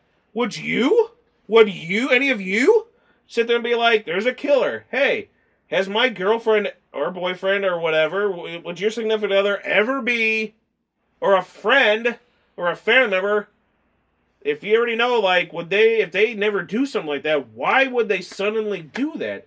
It didn't seem like something she would do. I know she wasn't on very much, but it just seemed weird that she would be like, I'm mad at you. Hey, download this and come find where I am. Let's play a little bit. I was like, oh my gosh. I was like, is he this? He's an idiot. Well, yeah. And I'm like, this isn't intense. It's no scary thing there. And then, oh shit, there he is. And it's like, oh no, it's Ghostface. Did anybody not see that coming? And then he's hiding, throw the phone, and then hide behind the barn, and then he goes for a run for it, and then in the barn, it was Ghostface in the barn. It's like, where the hell was he in the shed? And then he start getting stabbed to death as they pull up. And then they pull up and it's like, oh shit, I gotta get out of here because Sydney's here now. And I'm like, how did you get in the shed? Was it the second one? No, because... That's what I'm saying. Spoiler. So then how did that person get in the barn without him? Well, if he was tussling and tossing and then goes running off towards the barn... How did they pull a Scooby-Doo cartoon moment and him hiding there and they got to the barn before him? Because you would think you would hear the person going inside there to hide, and then why would you even go inside the hide if you see him hiding on the side of the barn? If you know he's on the side of the barn... If you got the tracker. With the tracker, why would you just to be like, ha, surprise, jump scare, lame jump scare. This whole movie... Ghostface seemed very off in this movie. The voicing was great, but it's like the kills in this were all... There was hardly any chasing. I mean, there was hardly any chasing. It was mostly just, I pop out of nowhere, you're dead. I popped out, you're dead. I popped out, you're dead. Every scene was the guy in the car. I popped out from the car. Stab. Who next, basically? The cop lady. I popped out from... behind the bush in front of the house or somewhere like magically somehow, yeah, off screen on the porch, just waiting there the whole time for her to pull up when no one in broad daylight. But we went over that. Stab, she's dead. Oh shit! I turned around and there he is. Stab. This one, hi, I'm here. Oh shit! Kick you off, run. I get stabbed and I run. Again, popped out from behind the bushes, didn't chase. Until then suddenly, I'm in the barn. Ha! It's like... He just pops out of stuff. That's all the kills were just, I'm here. I'm a jack-in-the-box. So I was like, these suck. Well, yeah. I mean... The one girl shows up to get to her inhaler. They kick everyone out. Obviously, we're kind of skipping around here at this point. And so those two go wander off to get the inhaler. And then again, earlier you have her talking about like the movie doing the whole scary movie thing, and then don't go in the basement alone type of thing there with the one girl. Oh, yeah, and then that was trying to make it like, okay, they're trying to, it's one of them. It's like, please stop. And then it's like, how do you know it's not me? Because it's me. Just messing with you. And it's like, you're good. You first. You're catching on. It's like, oh God. Like, you knew nothing was going to happen in that scene. Like, I'm like, it's not going to happen here. It doesn't make sense. And then later on, with the one guy, I'm going to go downstairs. See, you never go by yourself. I'm going downstairs to get some beer. I was, with how you are, you going to come with me? No. I'm gonna leave you alone behind my back, basically. He did. It's like, what? So he's gonna go alone, and that's gonna be perfect for him to go and change. Okay, whatever. He did. It's like, no, he's not. Everything was a whole no. Like it's like no, that's how it's gonna go. But then we get to the part where she's doing the thing. No, don't go in there. Don't go in there type thing. And then it's like, oh shit, it's like, yeah, that's right behind you, you boob. And then they get to the thing there where the one girl's like, I found Chad. Where are your hands right? I just found him there. I didn't do it. You think I did it? And she's like, well, no, because it was me. And then the girl, and then Amber pulls a gun out and shoots her. And it's like, and then I didn't hear any gas in the audience. And I'm just sort of like, oh no. I figured that out way long ago. My sister figured out, I don't know what it was. I think she figured out the moment they were showing them all sitting at the little, the intro with them sitting on the little bench at school and stuff like that talking. It's like, she's the killer, isn't she? I was like, fuck. I was like, shut up, that people might hear you behind that just started. And she's like, basically like, yeah, that tells me, because she looks already, like, the way she's acting already, she's kind of crazy. I'm like, yeah, it's a little obvious. She's a little too that over-the-top crazy. And she's all like, hey, I'm crazy. Type of stuff there. And it's like, oh, God. Another one of these. Like in the fourth one. Only that was okay. And this is, yeah, boy, oh, boy. I saw no shock in that. And then shenanigans happen. And then, we get back to Sydney and... Yeah. So Sydney and Gail show up. And they're approaching the house. And she asks, are you ready for this? And she's like, I'm never ready for this or something like that. Was that how it goes? Something like that. They're jokes again! And then we see the killer girl come out. And it's like, oh, help me! Oh, help me! Ah. What do you think? A trap? Definitely a trap. Probably a trap. Oh, it. And then it's like... Yeah. And then Gail. Oh! It's like, Gail! Go get her. It's like... She's like, you have to go to the hospital. No. It's like... Let's finish this, okay? I'm like, she better not die from blood loss or something at this point. Oh, she wouldn't. Only Dewey was supposed to die. No one else is allowed to. We're trying to make you think, just because they're the original characters doesn't mean they can't die. Nev goes on an interview. Well, I think it would be wrong if Sydney ever died, because that would take away from people who've over the years watched, and she's a survivor, and then other survivors will feel bad, so she could never die. So it's like, well, that throws away that, then, if you're trying to say, just because they're a legacy character doesn't mean they can't... Well, she just said her character can't. So it kind of is like, you're all liars, obviously. Oh, I wouldn't mind returning for Scream 6. I think it could work. Oh, she might die in this one. It's like, now she's done saying she doesn't want her character to die. Well, yeah, and then, well, maybe Gail will die. It's like, I doubt it. They killed the only one they wanted to kill off. So, I mean... Personally, if they ever make another one, I say just get rid of the legacy characters. There's no point.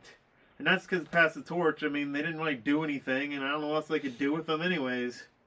So just get rid of them completely. It's like, just have Scream from now on be like the new legacy these are characters. done. These are their own movies. And then this one could be for nowadays people who don't give a crap about this stuff. For people who don't basically truly like Scream, but they just like Scream as a thing instead of following these characters. I don't know. I just feel like this is the good Scream. I feel like everything from 5 on is the bad Scream. I feel like it's just no. It's like I don't care anymore. Well, yeah. They finally did it. This was like my favorite. That's what I like to see. Besides Elm Street and Halloween, I was like, Scream was like a top, like, for my whole, like, forever. I'm not saying that the fourth one is as good as the first or anything, but I thought overall the first 4 movies. I was going in on good. that fourth one like, I don't know. But again, Wes Craven was still around to take care of that one. I think this would have been a lot different if Wes was involved, actually.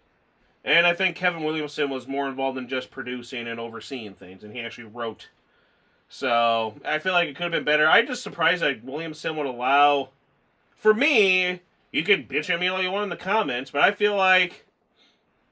You really, like, if I created these characters, and the way you had them do to one of them the way they did in this film, really? I'd be like, no, change that. Well, we have to kill one of them to make it seem more real. As the really badly overacted one says in the film. To make us know that this is different. It's like, you know what would have made it different if you would have died? And then it would have been the other doofus. Yeah. But, okay, we can just... I'm already in the mood to bitch about that stuff. But anyway... So she gets into the house. They get in there. And says, tell everyone, come out now, or basically I'm going to shoot you when I see you, basically. Yep, and she's sitting there shooting everything through the doors, and then, hello, Sydney. It's like, oh, he said the thing! And it's like, oh, how original. It's like, at least they're self-aware for some of this. But it's just like, oh, this house again? It's like... And I'm sitting there like, I know you're being tongue-in-cheek and joking and stuff, but for me, I'm like, yes, this house again. How was it so cool to be back at that house again? It's like, I guess. I don't know. I just felt like... I felt nothing from this movie. I honestly just sat there like... Oh, 2 hours are over. Time to go elsewhere. Well, yeah, it's not one of those movies you just go there to be entertained, because it's not as entertaining as you think it is. I didn't go to this movie to be entertained. Well, you know what I mean. But anyways, like, you know, you go to certain movies, you're like, oh, well, this is not going to be like a super story-driven movie or something. I'm just going to go there, just, you know, enjoy 2 hours or something. Because this was not as enjoyable as you... It could have been. It could have been. It could have been better. From the trailers, it seemed like from what the talk in the trailer, it did seem like, ooh, this is going to be darker, scarier, more dangerous. This was, like they said in the trailer, it's got more different. Yeah. This feels different. It's like, ooh, I'm looking forward to it. And I'm like, oh, no, this was... different bad. I was like, oh, this is different in a bad way. And not like, oh, it's because you can't accept change. It's like, no. I can accept change. I just don't like... I said the whole movie was predictable. I was like, now we're going to go to this, now we're going to go to this, now we're going to go to this, now we're going to go to this, now this is going to happen. And as we said, when she's up there doing this, all it's going to lead up to is the reveal. They're going to do their monologue. It's going to be the same thing. Nothing so far has been different than the other films. So why would they change it up in this one? Well, then that's another thing. In the other four films, I feel like the killer wasn't as predictable or guessable. This one, I thought it was actually pretty easy to kind of guess both of them. Like, from the start, that was kind of like... It just seemed weird, again, like, this is your friend Amber. Oh, yeah, it's like, kind of weird that someone's peeking through the Amber! Window. She's... Yeah. But, oh my gosh, and she... No, it can't be. My phone was cloned. It's like, and they're doing that, yeah, and then they're... So they're doing this, she's shooting there, and then she shoots, they're going through stuff, she shoots through the door, and it's Richie. What are you doing in there? It's like, wasn't he downstairs? Like, well, you shot me. It's like, why didn't you call? Why didn't you answer me when I called? You're shooting up the place. It's like, what am I going to do? I'm in the closet, shoot me. And then as that's going on, then the other one comes up from here, predictable, they're fighting, and then she falls, yet again, she falls, and she's all oof, oof, and I'm like, I've seen her fall other times.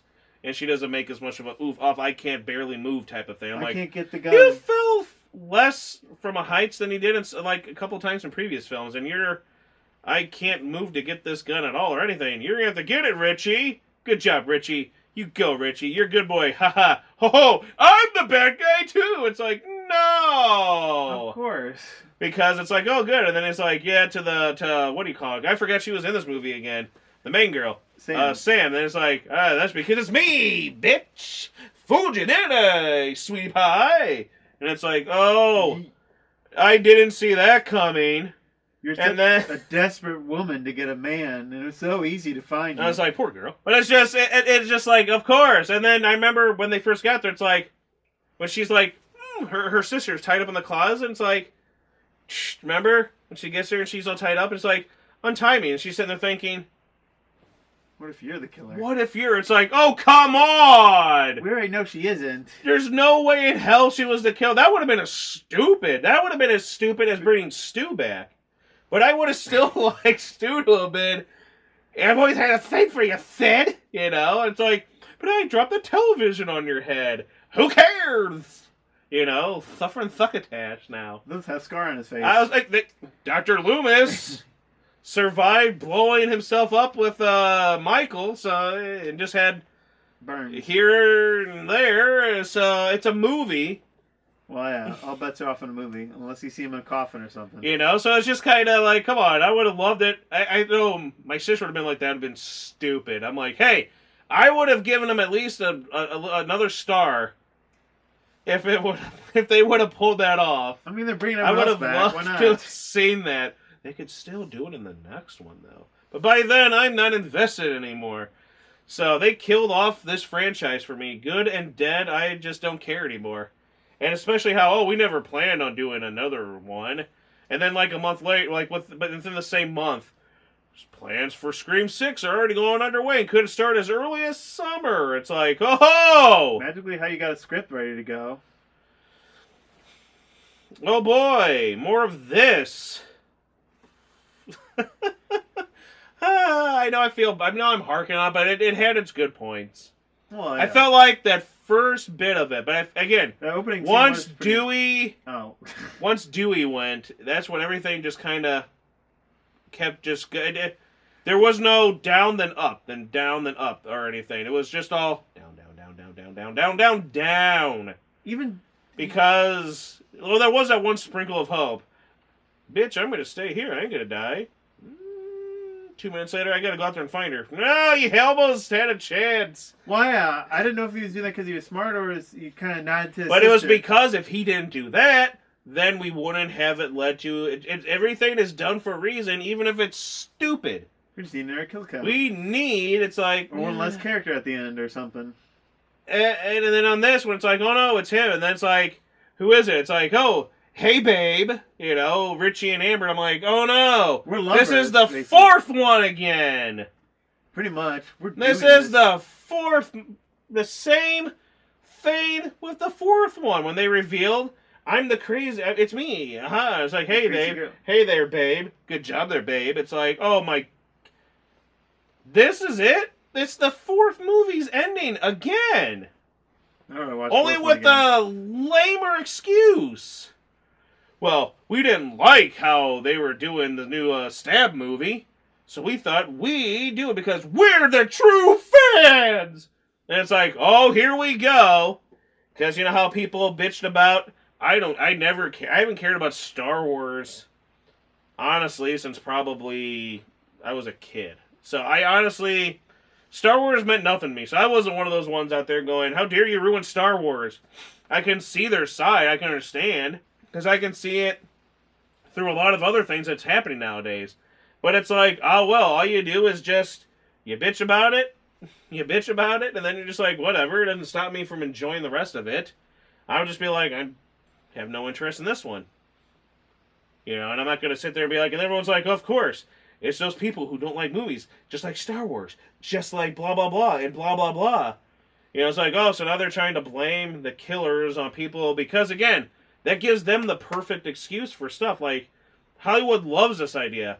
We're going to shit on a franchise, pissing off the fans, but then if you say anything bad, then you're an ist, you're a phobe, you're a whatever it is, and they can make you the bad guy because you're like, hey, I don't like how this is not what this character would do. Why would you kill off our favorite character to replace him with a worse character? Or why would you... That's what they've been doing with a lot of these movies and shows. I thought this show was supposed to be about so-and-so. You kill them off and focus it on this person the rest of the series. I'm like, I feel like those are legit complaints. And there are a lot of series I don't give a shit about myself, but I get the understanding of it. And then you have people that do it right. Ghostbusters effed up 6 years ago, and they erased that from existence, which is how you do it. Sonic, people hated that design, and they're like, this looks more like Sonic. Everyone's like, hey, and then you made a lot of money. Now you're making a second, and you're confident you already have greenlit the third.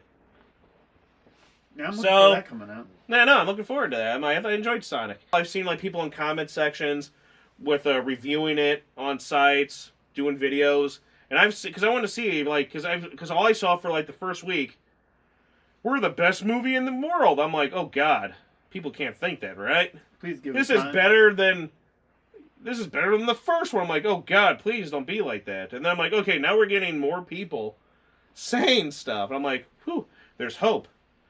And they're going on there and saying stuff. And then every time someone would comment or make a video, everyone would reply back, you're proving the killer's point.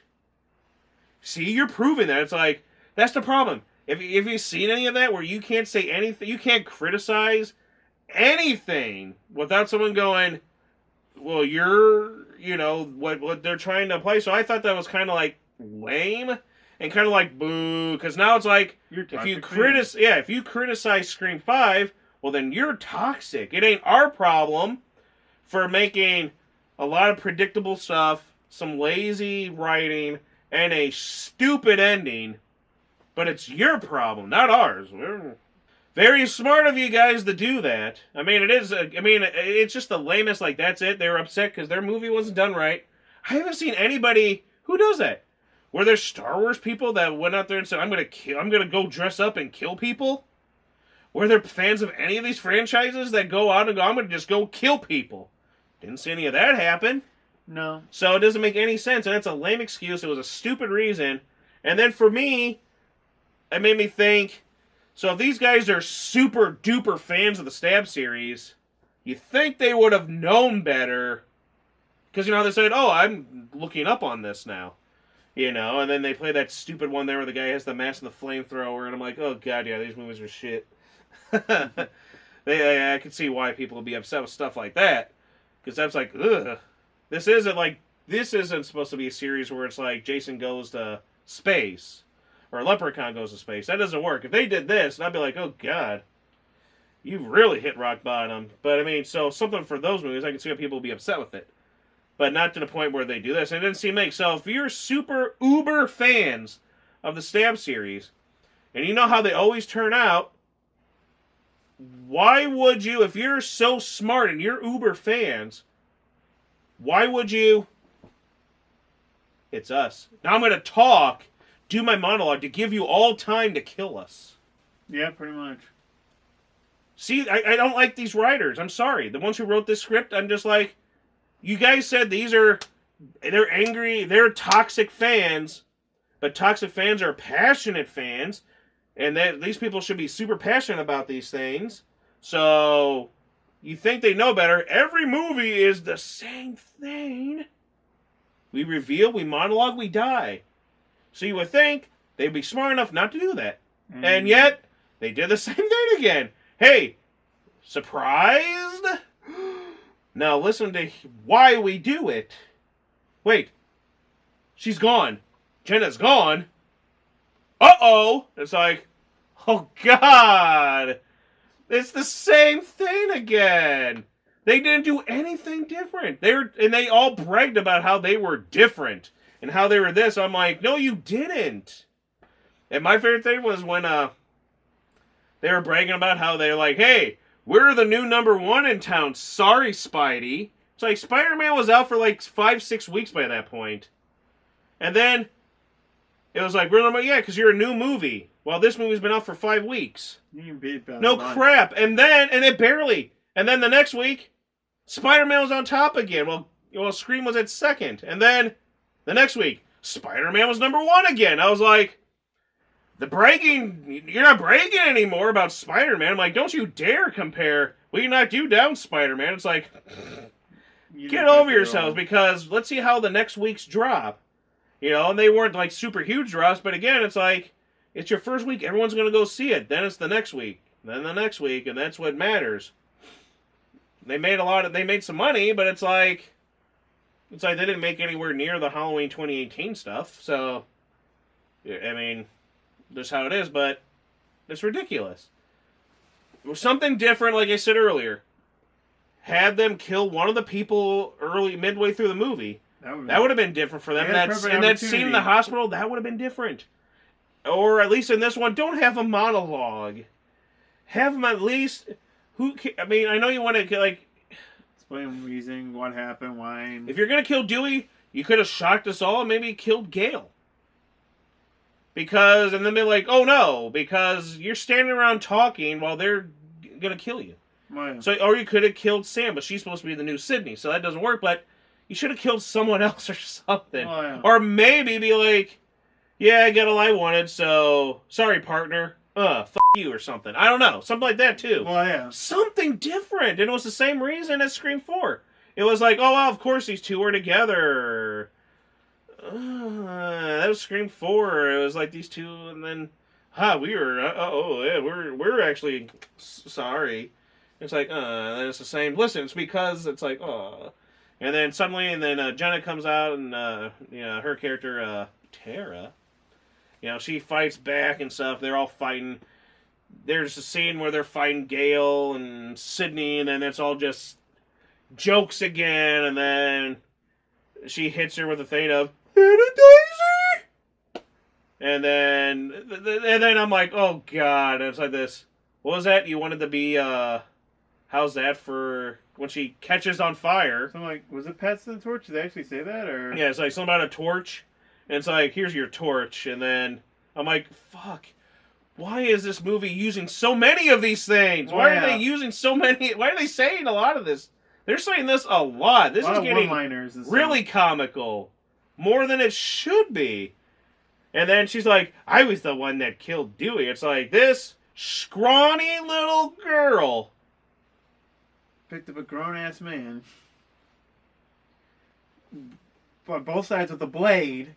Was doing all that scrawny girl. Yeah. She couldn't even fight off hardly Gale and Sydney, but she was able to take down a bulky man. Give me a break. So that was lame. Then she gets on fire. And then they do his thing there, and then you see, which was what I thought was the weird thing when they're trying to do a Billy Loomis. Remember, he's in this again with his visions and stuff there. She's about to die or something like that. She can't do it, and then she sees her daddy, and he's like, it's over there. Do it. Die, Richie, die. And it's like, so what I don't get is, are they trying to make us sympathize for Billy Loomis, who is by far a terrible, horrible person, and is that what they're trying to do here? Because I don't get him, like, is he trying to be like, hey, I'm looking out for you? It's like, so it's like, is this supposed to be a redemption for him or something? but I'm like, that is stupid. I've seen a lot of people bitch about that, where they're like, that is a dumb thing if that's what they're trying to do here. I think that's stupid. They're trying to do it to, and then again, my favorite thing too was like, he wasn't even that likable before you even found out his killer. But then my favorite thing too is like, okay, so remember why did he get angry? He got angry at Sydney. Why did he kill Sydney's mom and all that stuff there? They said because she was a cheating, adulteress, and she's no Sharon Stone and all that kind of stuff there. But then if he was doing the same thing, was with Sydney, then he was doing the same thing in order to get Sam. So I'm like, that doesn't make sense. If he was that upset over something like that to kill people over it, but then he goes and does it, that doesn't make any sense. So I'm like, okay, that doesn't work. And then I forgot earlier, where the hell was the son in Scream 4? No mention, no worries, nothing. I don't remember them mentioning any, I remember, seeing, a lot of stuff, where was he in Scream 4? Where did he, and if he's, what? People are saying, they're saying their ages were, not even, they weren't young high school. They were, towards the end type of stuff. They were, 17, 18. So I was like, where the hell was he? And everyone's like, because people were bringing up really good digging deep stuff there. Because like I said, I remember Scream 4. With all that stuff going on, you would think how she is, you look at her in this film, how protective and how caring she is of a mother. You don't think she would have been like that in Scream 4 when this stuff's going on? She would have been less careless. She should have been, way, protective. No, I have to go watch stuff. I have to think of my son. I have to do this for my son. Unless the son was somewhere else at the time, living elsewhere, or... I mean, there's no father, but I mean, that's just making excuses. But I'm just like, where did she ever get a son? I don't remember much of that in the fourth one. I need to see the fourth one again, but I guess. But I mean, they might have mentioned it. But at the age, he would have had... I mean, if this was 10 years ago, then he would have been 7 or 8, and it's you got a young child. You can't be really left alone. So I'm kind of like... a lot of that didn't add up. There's a lot of stuff in this movie that just kind of retcon stuff, works weird with the continuity, and that's a lot of things because they wanted to be cool and edgy. They wanted to be something. I figure like the only reason they gave her a son was so he can get killed. That's another person on the kill list. Yeah, pretty much. To give her an excuse to run back home and get killed, and then get him killed. Because the only connection he's to this series basically is just her. So I was like, there was no purpose to him because it seemed weird. And then the whole Billy Loomis Visions thing, where they're just so be like, see, I'm a killer, therefore it's passed on to you and it's your blood. But I don't want to be like that. Oh, but you will. So I was trying to make you think, see, it's on her head. Is she killing people? Is she going to turn like him? And I'm like, that was the only reason for that. But then that messes up with certain things, I feel like, with the continuity again. So I'm like, there's a lot of stuff here. It's like, we're trying to be cool and look at these twists. And it's like, yeah, but they're like, some of them don't make sense. Well, yeah. But then they kill, and then they kill him, and then out of nowhere they're talking. Nope, make sure he's dead. And then, she pops out of nowhere, looking like a charred burger or a skeleton, and then they shoot her. What the sister does. People were laughing their asses off on that, because they thought, they were like, I remember them laughing, they said that was stupid. My sister thought that was stupid. I thought that was stupid. I'm like, that was the worst one of those, I'm alive and I pop out of nowhere thing. That was stupid. Well, yeah. And then, of course, my thing, and then I found out it's because that's the same actress that was in that Once Upon a Time in Hollywood. Her character gets burnt to death, and then she comes back for a surprise thing to kill and gets killed. And they were, like, homaging that, like a little inside joke. And I'm like, that's stupid. It's a dumb reason. That was a stupid thing. Because let's do that same thing. It's like, it doesn't make sense. It's stupid. It was dumb. It was really dumb. Well, they made a lot of dumb decisions in this movie. And then, that whole thing, and then at the end, everything's whatever. Police show up. They're sitting there with the little blankets, or little cups of coffee as they're by the ambulance. And you see the one girl, hey, giving a thumbs up because he's alive too. Both the twins survive. And I was like, that's amazing how he survived, but whatever. Because he was outside bleeding to death, basically, but whatever. I'm like, hey, I'm happy. I'm like, whatever. I liked him. So I liked him. I didn't mind her. I'm like, okay, so at least a couple of good characters survived. I'm like, that's fine with me. Then, again, with the acting stuff there. Will it ever get better? Will it stop? Don't worry, kid. You'll be okay. And it's like, I'm sorry, but holy, there's a lot of those deliveries where she's like,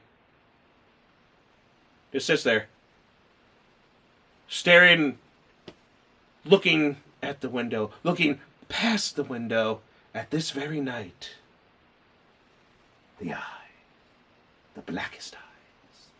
I feel like I'm sounding more like McDowell's version of Loomis than I was of Pleasance's. Damn it! I'm everywhere tonight with that.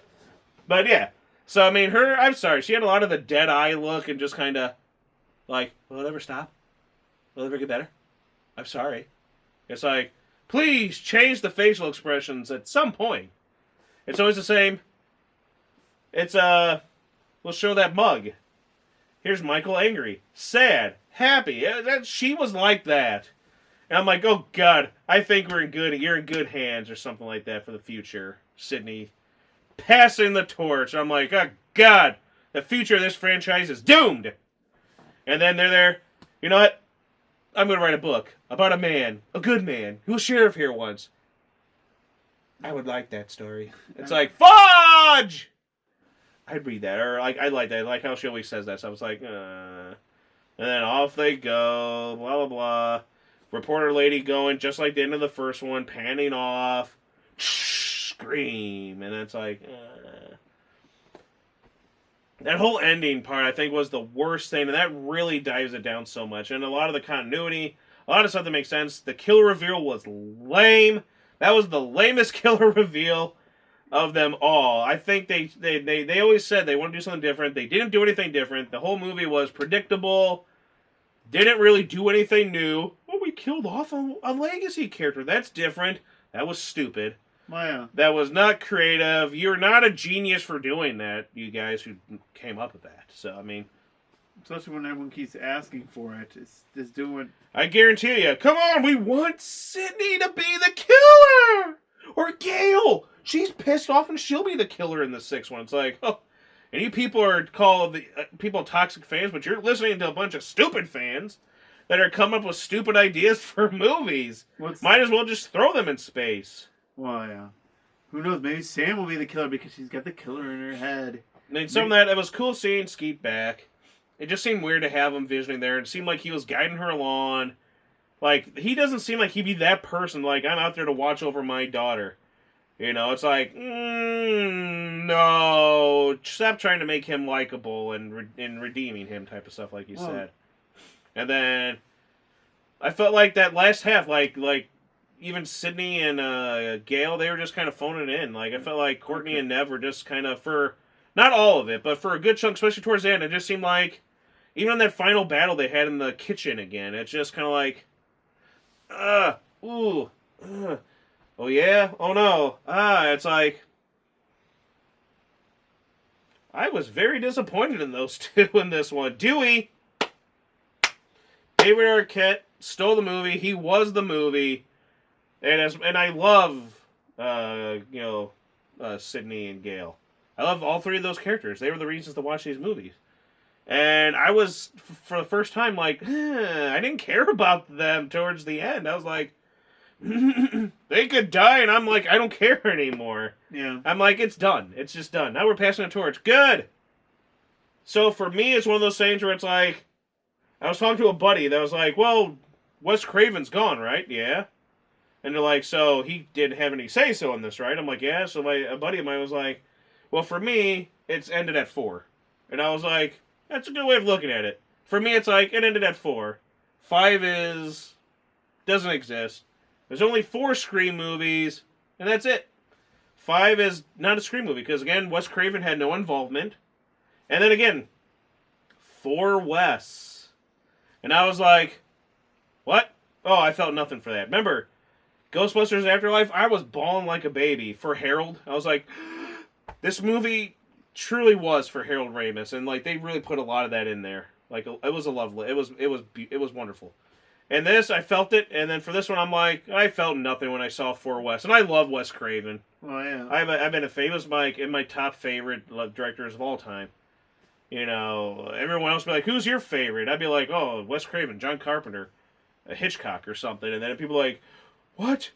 Not what's his face? Yeah, Spielberg. I'm like, oh god, no. I was always one that's like, man, I'm not that big a fan of Spielberg. Blasphemy! It's like, I like those guys more than Spielberg. So it was like, I love them, but I felt like, nah, this didn't hit me. I felt no, but then again, that was the whole movie again. Nothing hit me. I felt nothing that entire movie. Just like, oh god, I got to see this one more time at least.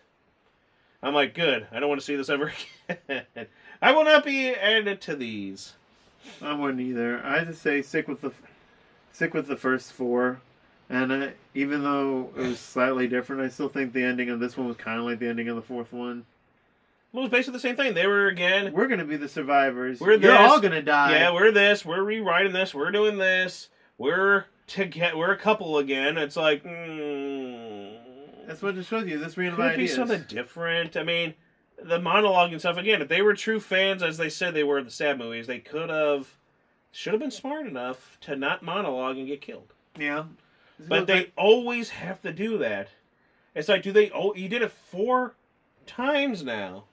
That's what the problem with this movie. I feel like they're trying to push so much agendas and stuff that they have to do a monologue at the end. They have to hit you with this idea, the toxic fandom or whatever, and it's like, okay, we get it. And boy, were they just... I couldn't stand Amber the whole movie. She was not likable. I thought she was, again, like I didn't like her character since the start, so I was like, of course she's going to be the one, because I thought her acting, her over the top, that she was a little too over the top, a little too much with the am I or aren't I? It's like, oh god, she's one of those. And then at the end, it's like, yeah, fuck, and then him. And he was like this kind of calm guy the whole time. Then at the end, Sydney. It's like, and Sam. It's like, oh boy, you guys are really over the top now, and it's ridiculous. I know they were over the top.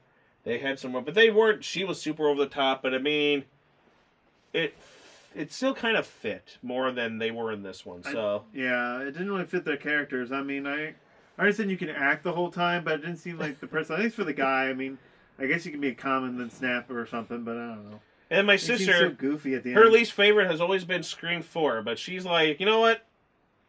I think I'm gonna have to go with 5 now because she always hated the ending.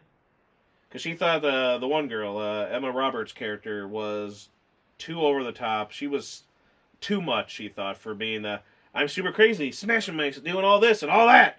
She was too much. And I was like, she hated her. And she's like, the moment when Amber's like, so that she's like, she looks at me, I take it back.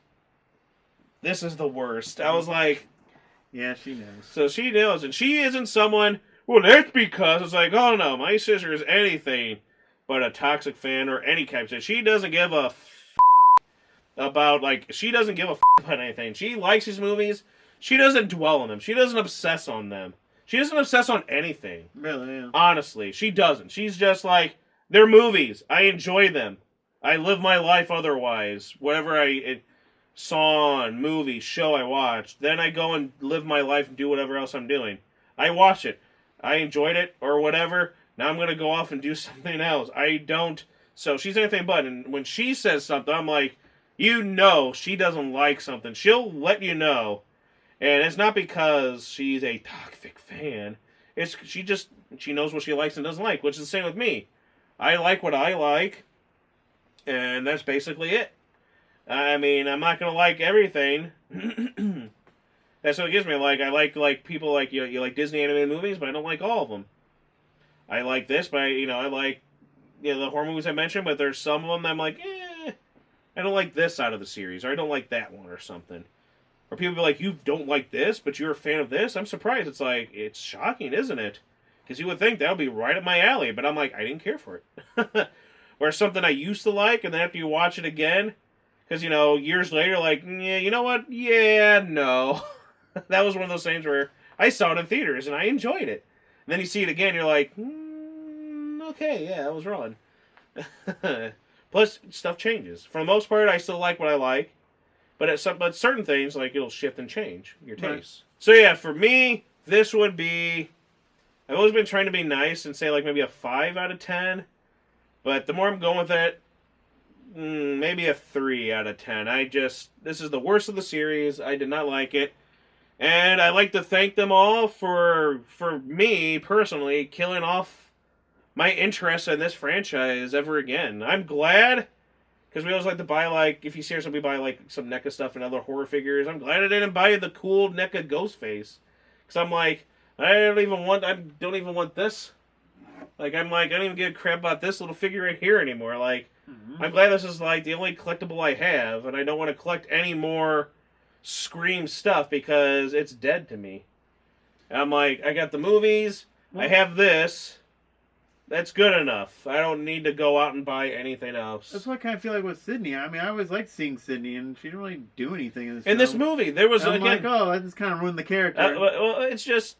Because, again, it almost felt like she kind of phoned in, like you said She before. did. It's just, like, there was no need for, like, I was like... It would have been better just not even have I'm her like, in. that's what I was just saying. I felt nothing like, oh no, oh no, Dewey. But I was just like, well, I knew it was coming, so I was prepared for it. I'm just like, whatever. It's like, it is what it is. And then, oh no, Sydney and Gale. It's like, I don't care either. So it's just, I don't care. The 6th one, he can kill off Gale, and then the 7th one, he can kill off Sydney. I don't care anymore. Because nothing exists after 4, for me. Because Wes Craven has no involvement with it. Therefore, it's not a true sequel, requel, continuation to the series. If Wes had some say in it, was still around to do it, then I'd have to admit that it's still a part of the series. But he had nothing to do with it. But still, rest in peace, Wes Craven. Thank you for giving us these, at least. And for Freddy. And people under the stairs and all that crap. So, till next time, everyone, stay gnarly. Hey, thanks, Sarah. What's that over there, guys? Why, that would be another film of Wes Craven and, Kevin Williamson. I think you guys should talk about that one next. I think we should. Thanks, guys. See you next time.